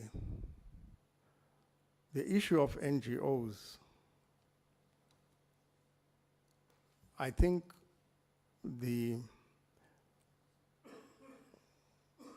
we need to be clear that part of the challenge for me is that we are not talking. Again, as I indicated, my challenge or our challenge to the oil companies have been, you are the chairman of the company, have you engaged? As your manager, are you sure that when you receive a report that there was engagement, it actually did happen to your own expectation? The inspections, Honorable Ntlangwini, on outsourcing, I think the issue here is about the one, building capacity, yes. So what the contract we have, it says the company must go with an inspector when they do sampling. So in the process, there is a transfer of skill. So this is how you take the sample, this is how you seal it and all that. But the issue is we have to invest in laboratories. And those laboratories, they do come at a cost, because those who are found to have contravened will take us to court to say that we're not confident about, the laboratory that, they've done that, even with this company that is even used by airlines, because the company that we're using is an internationally accredited company. And they challenge and say, no, our lab says the results are fine. Until we say, let's go and resample. Then when you do a resample, they've emptied the tank and they've put the right fuel. So these are some of the issues, but I think it's a cost benefit of having your own lab for us. We think at the moment outsourcing.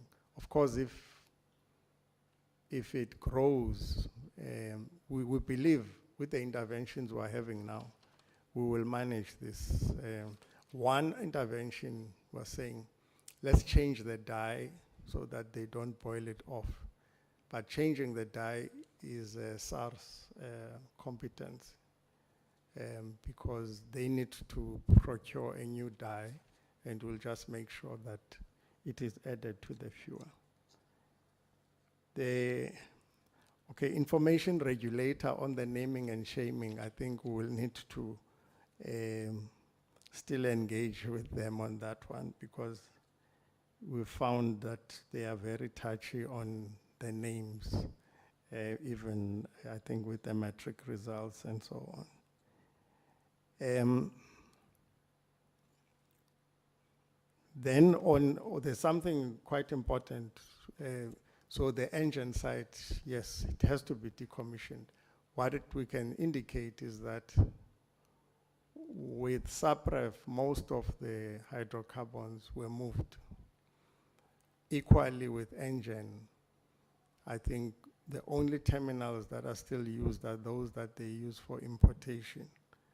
But there's adequate security there. We believe that unlike some of the older derelict and ownerless mines, there is adequate security.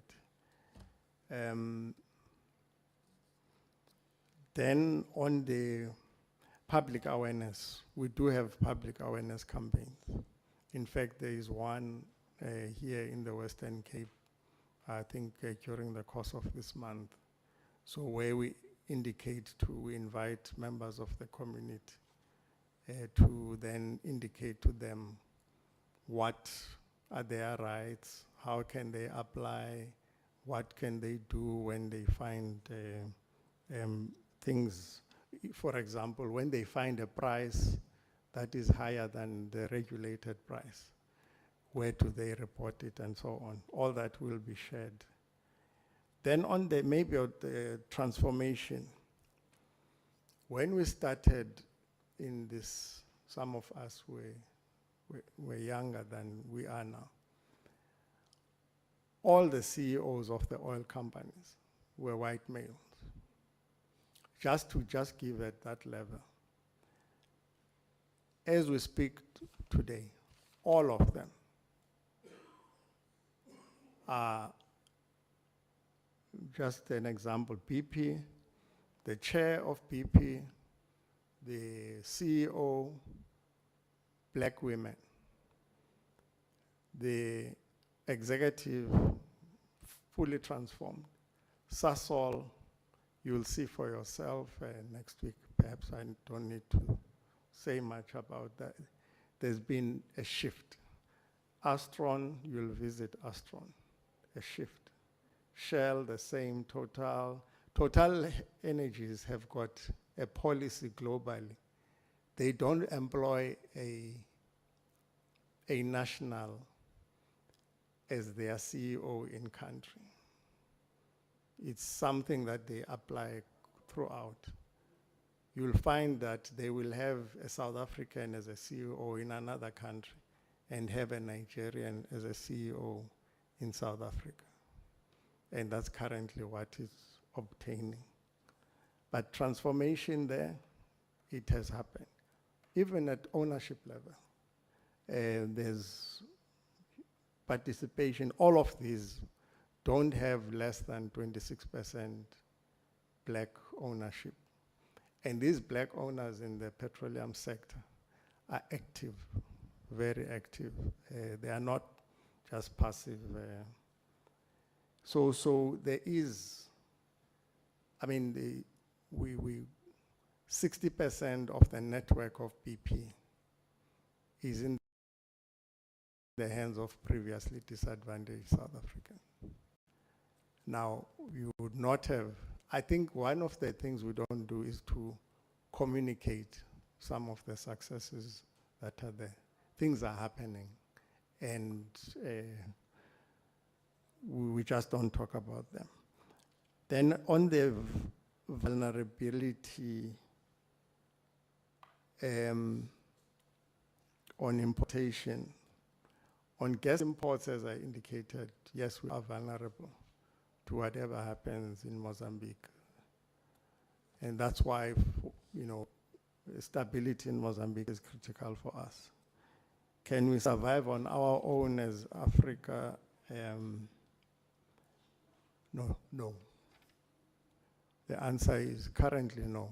We need importation, as you saw, from other countries because of the fact that we don't have refineries. I may have missed some. May I? On the, my colleague is just reminding me. The amendment of NEMA is, I guess, the competence of Minister of Environment. And what I think there on NEMA, key thing is the long times that people are given and the fact that they can intervene on the last day of public comments, and they do it intentionally. I think somehow that needs to be discouraged. But again, it's not our minister's call, it's the Minister of Environment. Thank you, Minister. DG? No, thanks, Minister. I'll respond to maybe a few questions that the DDG did not respond to.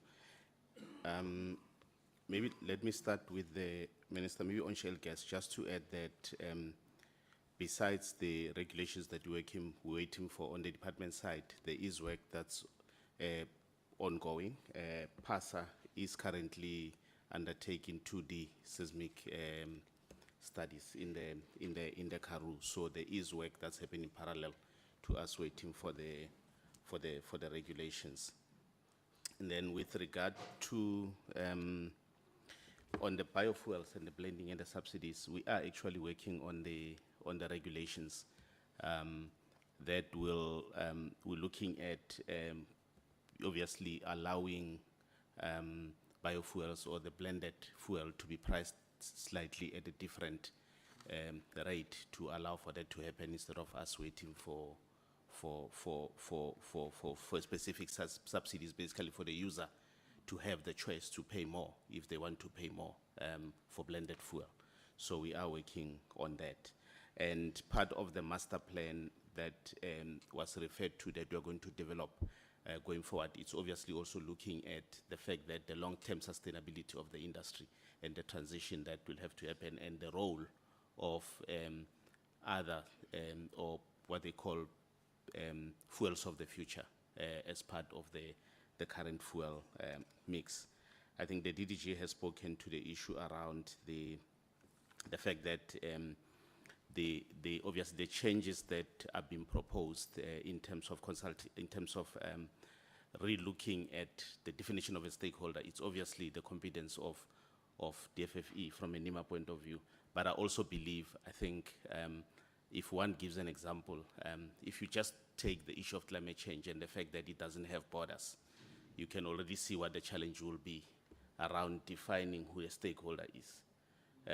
Obviously, each issue, like it is currently, has to be dealt with in its own merit by looking at if really the person that's putting forward an argument is really an interested or affected stakeholder. Otherwise, you run the risk of having a challenge of differentiating between the people that are committed. In terms of the bill, the petroleum bill, there was a question about where is it in the process. It is actually, it went out for public comments. We are currently finalizing the processing of those comments, and it will obviously go back to cabinet so that it can be approved to come to be referred to Parliament. Minister, I think at a high level, those are the ones that I picked up. Let me give back to you. Thank you, DG.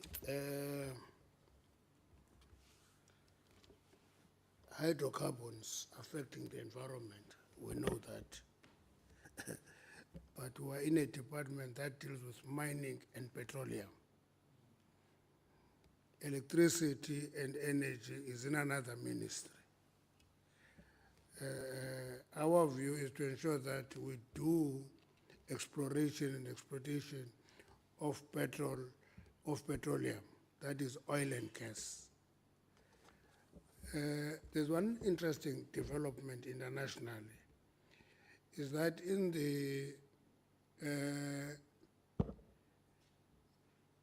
the pressure that we're under to exit coal quick, in that fund, it was called accelerated exit of coal. That pressure has fallen off.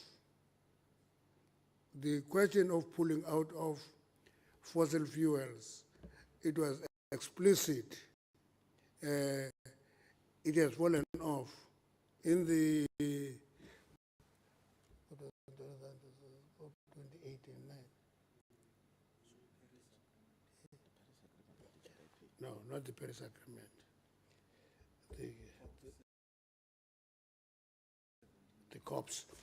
Now, you see in the document of COP29, the exiting of fossil fuel and coal is not in the documentation. And that shows that there is understanding that developing economies cannot be catapulted into the level of developed economies, which use all these resources to develop to the level they are. We're waiting to see what will happen to that. And from where I'm seated, in mining and petroleum, I think it's a positive development that we must actually move and transition at a pace that we can afford. On the question of Africa, I'm sure there's a slide that you should have noted, I think slide 8, which tells us that actually crude oil that go to the existing refineries, majority of it comes from the continent. That is not an accident. It's a deliberate act on our part to improve intertrade in the continent, in Africa. So we're doing that consciously. the question of NGOs, I'm not complaining, I'm just alerting you that this is a reality that we confront all the time, and I will repeat this all the time because it remains a problem. I'm not pushing for banning of NGOs. That's not what we're saying. We say NGOs must declare their source of funding, okay? And they must be registered in the country. So that when we deal with an NGO, we must know if we're dealing with the Ford Foundation in disguise, or we're dealing with something else that we don't know in disguise, that blocks development, hiding behind environmental demands. That's what we're saying. We're raising this year, we're raising it in cabinet until a process is started to address that issue. So we're not just complaining, we're raising it so that it must be addressed. The question of PetroSA and Gazprom, Honorable Lorima, we understand that Gazprom is now sanctioned. Okay, it throws a task on us to look for alternatives. That process, we cannot pronounce it prematurely because there is no alternative that is in place now. We have that contract with Gazprom, and we have to discuss with them.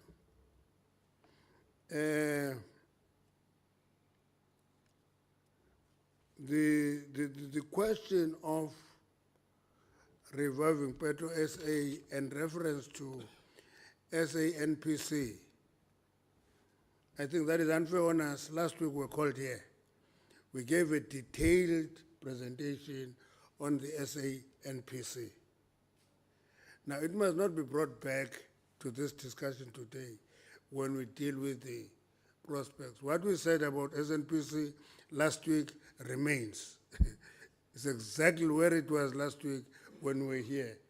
It shows the progress we're making in trying to revive the sector. If that company works, it will be a petroleum champion for South Africa, and we're working day and night to ensure that it materializes. Transformation. Honorable Zongola, transformation over 30 years. You know, you see, for my sins of being in the ANC, for my sins of being in the ANC, I always remember that we were colonized for 342 years, continuously. And black South Africans were not citizens, and they were not active economically by law. Now, I'm not corresponding this. I experienced it. I went to the mines with matric. I couldn't put my hand on a blasting certificate because it was reserved for a scheduled person, which means a white person. So that reality, we're going to undo it over time. It's a process. 30 years sound long. The ANC struggled for 82 years. You can break the period into this phase, and the last phase. But the total of the years that we struggled for freedom was 82 years as the ANC. So 30 years is long. We're doing what we should do. As DDG explained, that there is progress in transformation, which is when you do transformation, do it holistically. Check ownership, check employment equity, and check procurement. Those are the components of transformation. Are we making progress in all three of them? That is what we should be interrogated about, because we must make progress on all of them. Not every South African is going to be a capitalist. No, it's not going to happen. I know that we have something called BBBEE, which assumes that there can be a village of entrepreneurs. It's not going to happen in reality. It doesn't happen. People will emerge as entrepreneurs and grow and become not just aspirant, but real capitalists. with much of time.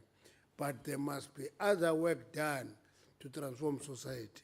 And the point that the DDG was making of management structure and all those structures, they talk to transformation. And we're making progress in that. I think that is what was asked as questions. Okay, thank you very much, Honorable Minister and your team. Honorable members, is there anyone who wants to make a follow-up question? Honorable Selepe, 2 minutes. Honorable Nchabeling, 2 minutes. Honorable Ntangwini, 2 minutes. Honorable Zungula, 2 minutes. Yeah, in that order. Honorable Selepe. Thank you very much, Chair. Yeah, we did get the response, but I think there's a lot that need to be done.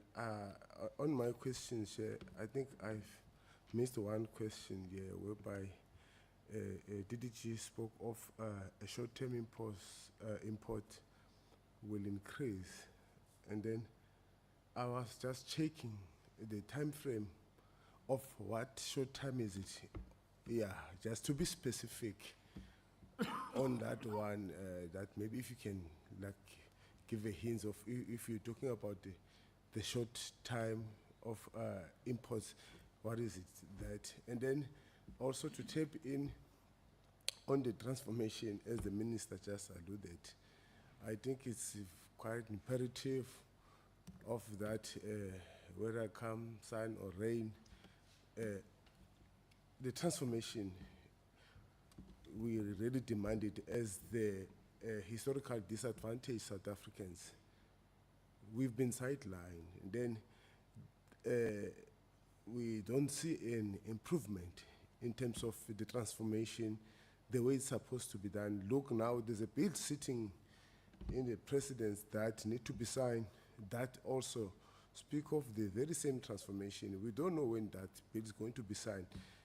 Everything that to do with the transformation is getting delayed. I don't understand why, Minister. The bill of MPRDA, I think that one I'm talking about, Minister. I see you shaking hand. But we definitely, as the committee, we will push that the transformation needs to be seen through this committee. I thank you.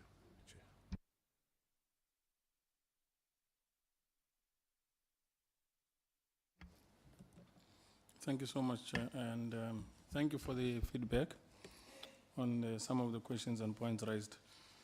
I think maybe just to allay yourselves and your fears, I was just photomazing you guys. I was just warming you up, making sure that you understand what you're supposed to be doing. And yeah, I mean, the whole point is, and one of the things that we must be really honest on the issues that they are facing our nation. I just wanted to bring it to maybe the department's attention. One, there's a key issue, Minister, of nationalization. You're sitting with refinery assets that are ready for nationalization right now. These assets are critical for South Africa's fuel as well as blending industry. And if these assets can be expedited immediately for nationalization, whether you acquire them or you pass a bill or you come and say to us that you require support to make sure that we fast track the process. Within 3 to 6 months, we can acquire these things and make sure that they belong to the state and they are now used to make sure we can push back on the level of imports that South Africa does on fuel reliance. All the refineries, as you have already explained, are shut down and some are non-functional. That's a part one. The second part is the issue of the pipeline, the multi-purpose pipeline that exists within the transportation of the fuels. I think we need to understand what is going on there.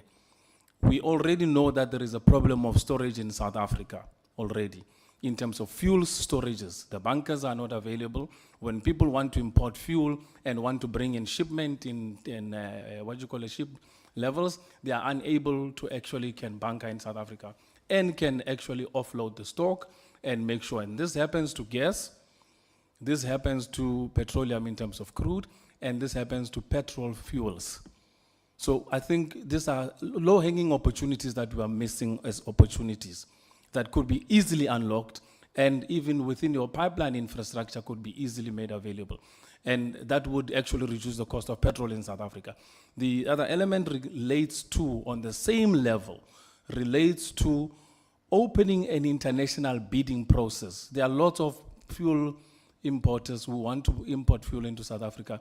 Maybe the department should look at how you can do a competitive bidding where you can actually acquire fuel at a bidding process where people bring in whatever currently, floating ships and shipments around the world. There's lots of them, you know about it. That can be brought in South Africa, can be bought competitively, if not cheap at all, where you can actually start playing the market of ensuring that you trade in this space and you are able to supply cheap fuel instead of currently raising the cost of fuel for South Africans. The other question quickly, and I'm trying to be within my 2 minutes. Why is South Africa depending its fuel imports from Mozambique? We know there's a lot of fuel that is coming in from Mozambique with the trucks, etc. Yet we have coal that should have been now pushed for the likes of Sasol, which I believe should be nationalized fully because it owes South Africa windfall taxes. So we should start talking on the Sasol petroleum side of it to be nationalized properly so that we can go back to industrialization program as South Africa. And this is what we submit on, saying that, the dependency is important. And then the last question, I think, just to close off. 3 minutes, I gave you 3 minutes. Already you're over. Okay. But if it's the last point, really, please make it. If it's the last point, please make it. Okay, I think that was the key issue of saying that we should be serious about this question of avoid assets that can assist us as South Africa to build a national case for re-refining and re-entering the market, and make sure that the issues relating to all of these minimum emission standards that are preventing the refineries from operating can actually be dealt with internally. This is a problem we've caused ourselves. It is not an international standard. Thank you. Thank you, Chair. I think my question on the non-payment of licenses fee was not answered. If I can get an answer to that one, thank you, Chair. Chair, before you start counting my time, I want to comment on what has transpired, in the sense that some of the questions have not been answered precisely because of the way we engage. However, I'd like to propose that perhaps in our next meeting as a committee, we fully discuss and agree on the best method of engaging with the department. Coming to the issues of follow-ups, not really follow-ups per se, but it's questions that were not answered. The first one, I asked a question about the inspectors. You said there's an issue of capabilities when it comes to the employment of inspectors. I then asked, what then is the plan moving forward? That's the first non-answered question. The second question, perhaps on the transformation part, I spoke about transformation, and I then asked about the issues of the barriers to entry for new players, especially black players. It was not answered. And through you, Chair, I would like to ask maybe on the question of the broader question of transformation, that if the department could provide us with a report on the 3 issues that the minister was talking about, because if in February 2025, we know the state of the industry concerning the ownership, management structures, as well as the procurement. This is where the industry is. And then we're able to see in 2026, what is the status? In 2027, what is the status? That way we can have a view or a sight whether are we regressing or is the progression. So I think that is what could help us, because now we are handicapped in the sense that we do talk about transformation, but we don't have the actual figures. So because on the issue of transformation, the focus there was on the ownership, because it starts there. If the companies that are operational you find that about 5 or 6 of them, they are foreign owned and they're dominating over a certain percentage of the market share. It's something that is bothering us as the citizens and as the committee. So that is why the question of transformation, we can best discuss it once we have the figures at hand. Thank you, Chair. Thank you, honorable members. Honorable Ntabeleng, can you kindly switch off the mic? Honorable Minister. TJ? No, thanks, Minister. I will revert to Ndadimo Kobela to respond to the questions that were asked directly. Yeah, one mic at a time. Oh. Okay. Ndadimo Kobela. Okay. No, thank you very much, Minister. Thanks, DG. Thank you, Chair. Thank you, members, for the question. So, in brief, to rebuild SAPREF, in all honesty, we are not looking at less than 5 years. So when we talk about short term, we're talking 5 years. I think we wouldn't want, because it's going to be rebuilding. And as I said, it's not just about rebuilding as was. It's rebuilding to expand. So it's like building a new refinery. The advantage is that most of the systems are there. So your short term, what we're looking at is a 5-year term. The storage, there's the storage, definitely there's a need to build new storage. So there is existing storage, but there's one of the vulnerabilities that we've seen is not enough storage inland. And that is what we are seized with. We need to build more storage. The hoarding of infrastructure is a responsibility. We split that between NERSA, because NERSA is mandated to make sure that nobody hoards storage, nobody hoards infrastructure. If you commit to use 10% of the pipeline, Transnet pipeline, you must use it, or else make it available to somebody else. So there is a regulator that is mandated to do that.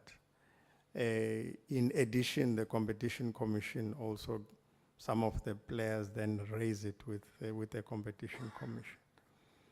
So the bidding, usually what we've seen, at least from the National Oil Company, is that they would send out an invitation, and it goes globally, because some of the people then ask for clarification from the wrong people, and we say, but no, it's not the department.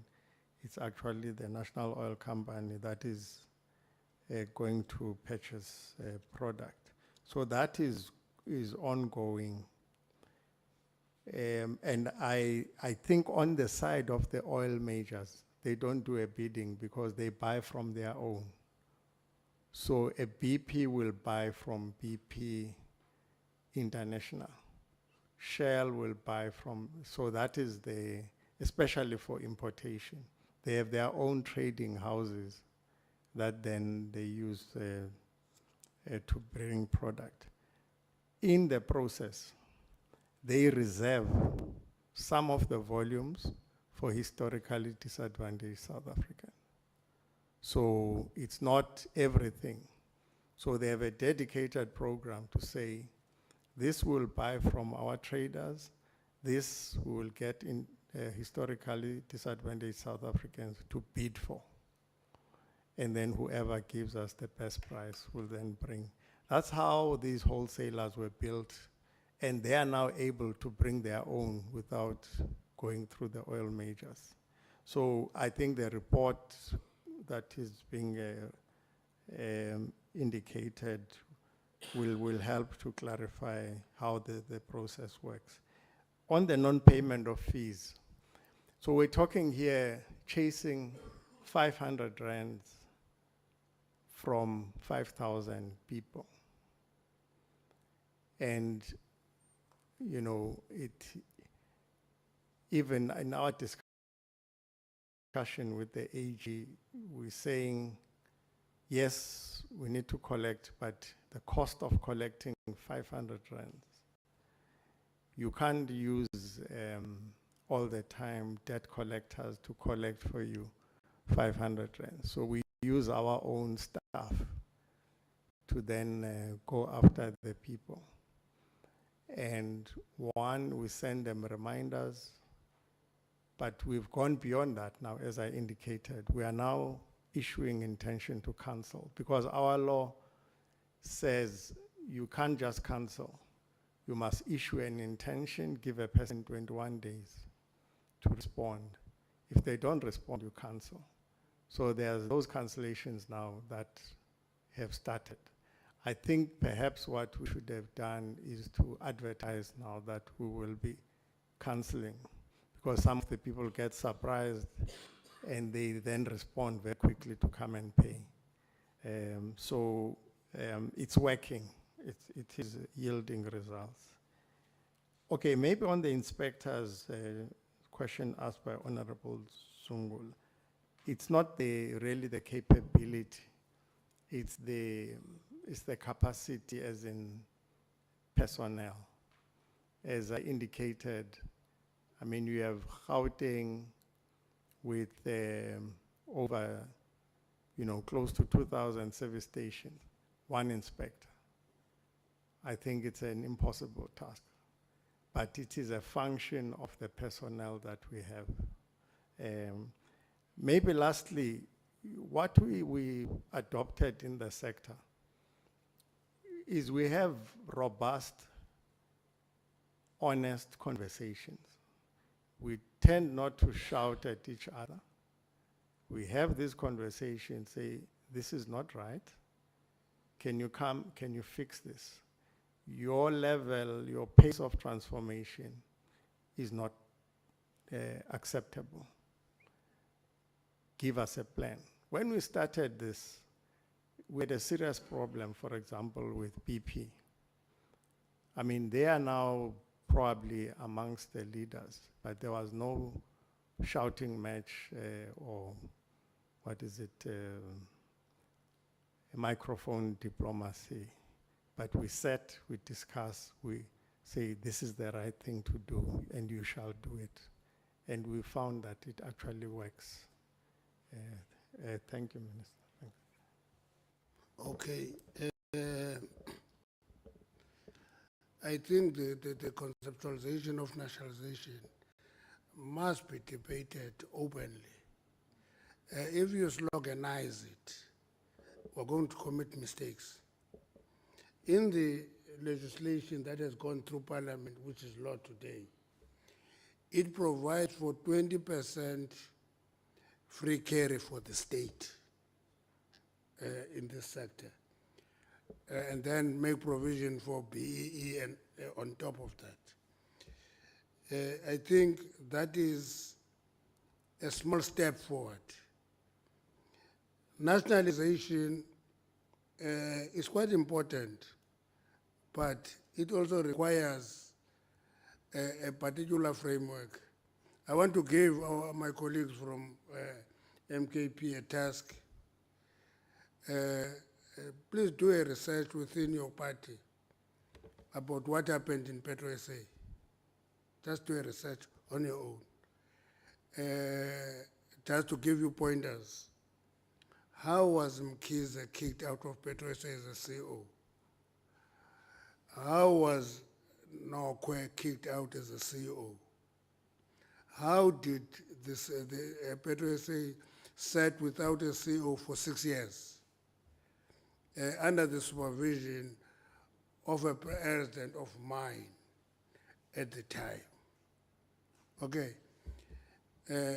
Please do that research on your own. And I'm asking Chairperson that They should give us feedback because sometimes it's easy to talk about just nationalize. It sounds nice, but it requires ability to manage nationalized assets. For example, Sasol is doing well. State is a shareholding, it's no longer holding it all. There's a shareholding there. And that Sasol, you can tamper with it. I can tell you that do it if you like at your own risk. But I'm leaving it at that. I have not lost confidence in nationalization, but I've discovered that nationalization requires us to put our skin in the fire. If we don't put our skin in the fire, it becomes something different to nationalization. I want to leave it at that, Honorable Chairperson. Thank you very much. Thank you, Honorable Minister. The mic, please. And thank you to honorable members for the questions. We will now move to our program, internal program. Okay, Honorable Zungula.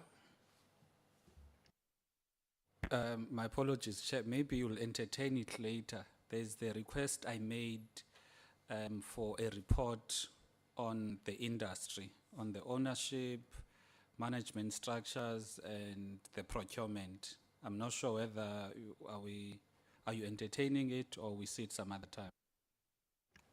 No, it will come in writing from Mr. Makube to the committee. It will be available to everybody. Want to move? I think maybe as a going away comment to say, Angola pays 3 rand retail for fuel. South Africa is paying 22 rand. You know, I think maybe the department must apply that question. I didn't get the comment. Okay. No, honorable members, I will allow the minister and the team to leave, except the 2 PLOs who are required to stay. No, your task is done here. Thank you very much.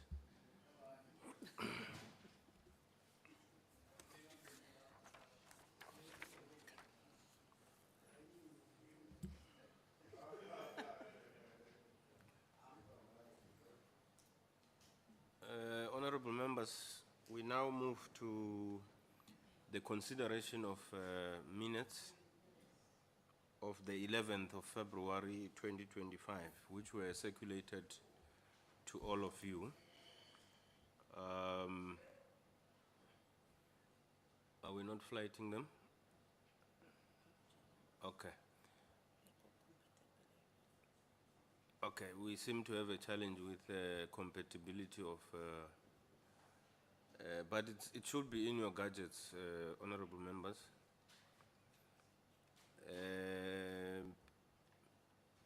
These are the minutes of the meeting of the Portfolio Committee on Mineral and Petroleum, which was dealing with an update on the operationalization of the South African National Petroleum Company. We considered the program and adopted it, as well as consideration of the minutes and adoption. The first page really is the attendance. If anyone does not dispute the attendance, we can proceed.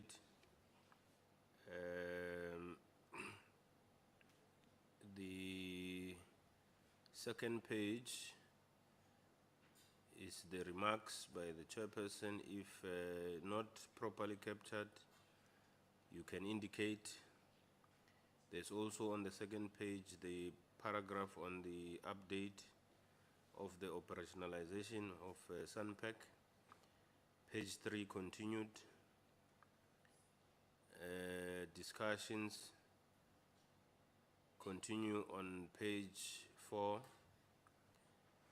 And then we adopted the program.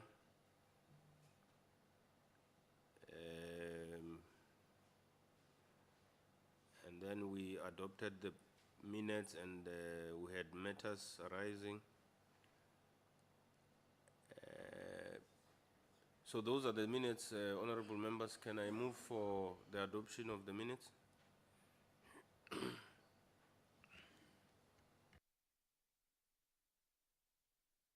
Anyone for the adoption of the minutes? Thank you, Chair. I move for the adoption of the minutes. Thank you. Fukeng, any seconder? Thank you, Chair. I second the adoption of the minute.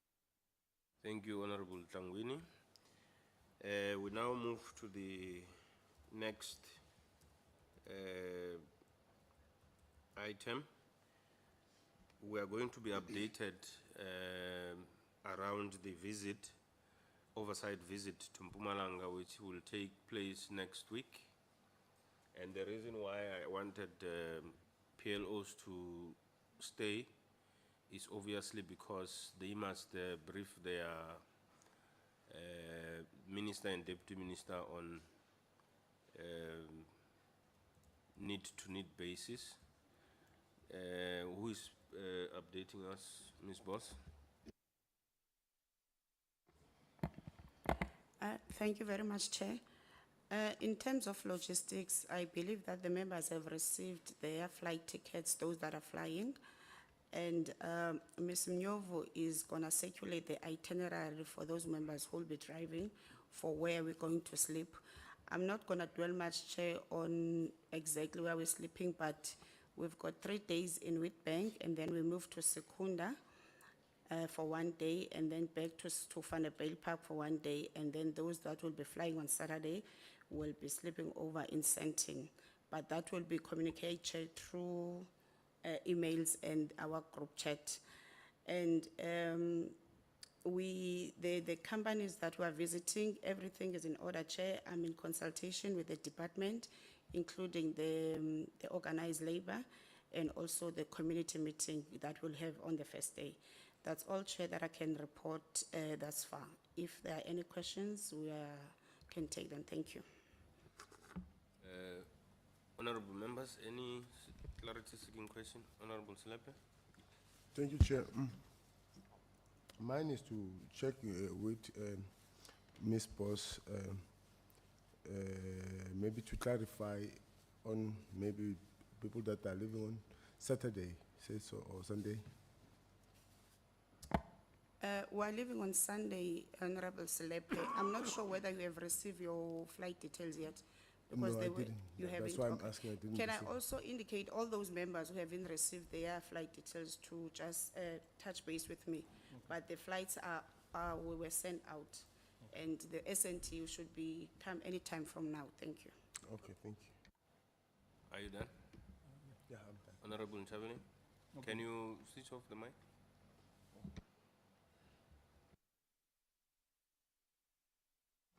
I think just, Honorable Chair, I just wanted to maybe raise a quick point. Is that all right?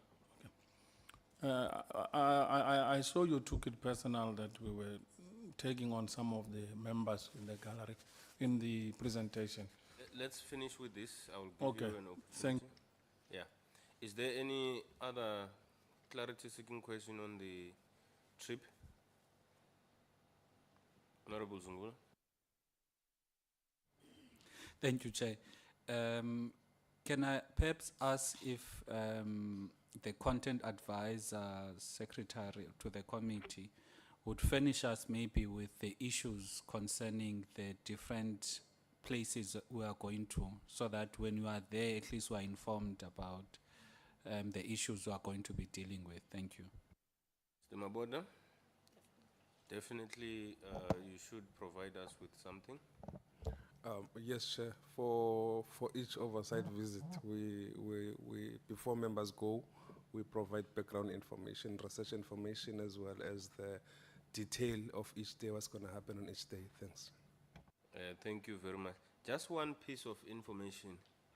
I don't know what you will do with it. But most of the sites, specifically Sasso, you will have to blow in the morning when you enter. What you do with that information is your business. Honorable Nchabene, we are done with this issue. Yeah, let me hear your point, Honorable Nchabene. Thanks a lot, Honorable Chair. No, I was just citing a very important issue. I felt you took it personal when I was blasting some of the presenters from the department, given the fact that I think the minister, in particular, is from the party. But that was, the point I think we must be very clear. And I raised the question of what is the purpose? I didn't raise it out of ignorance. I raised it out of a very serious, important point to say, when they come to portfolios, they must know the reason why. Because we have become a culture country where people just do processes with no understanding. This is a very serious thing where we stand here as representatives of the people. And that value, that social dividend that we must actually generate is very important. So when we ask some of these things, we are not asking it to either dehumanize or belittle people. We're asking it out of seriousness because, if a presentation is made and we are told that we are in a trouble in this country, we have over 60% of our fuels that we're dependent on that are actually imported. 100% fuels consumed in South Africa are imported. You can't take those things lightly. So when we are hard on them, please give us the space, Chair, and protect us from yourself so that we can deal with them. When they go back, they are able to get the message clear in their department and silos and whatever units they are working in, to say Parliament is the oversight authority. We are the ones in charge of them. We are their bosses. So they need to come back to their bosses and give proper answers so that we take them serious when we're supporting them in their work. So don't take it personal. It's not party political. It's the issues that are relating to South Africa. We are here under a portfolio, all of us working together as different parties. And support us, Chair, on that one. I just wanted to ask that humbly so. Okay. No, thanks for raising that point. Rest assured, we take accountability very serious. That's why this issue is on the agenda, is because we identified that there's a problem. And we wrote to them and we were specific on what they must come and account on. That's why you find what they have been saying in the presentation. I do not have a problem. They will tell you on how what you raise. It's how you raise it. Because sitting here, I have the responsibility to maintain the decorum. And some things, how you say them, they provoke somebody to respond. And inevitably, when they respond, you will want to respond as well. Again, it's my responsibility to make sure that that is orderly. And we've come to understand the kind of minister we're dealing with. He won't let it go. And that deals with the decorum of the meeting. But I will not control what you say. I will control, however, how you say them. Because there's a level of expectation of a member of parliament on how you say certain things. The content is none of my problem, really. Your point is taken. Thank you very much. Honorable members, if there is nothing more, is there something? I can see that notice smile from Honorable Zungula. Do you want to say something? No, Chair, since you've invited me, next week, Chair, some of us who go to church, we have Holy Communion. So it's very important that we are appraised of the levels of alcohol so that we don't go to Sasol and they block us out. No, that's fine. We'll see how it goes. Honorable members, thank you very much. The meeting stands adjourned. Thank you.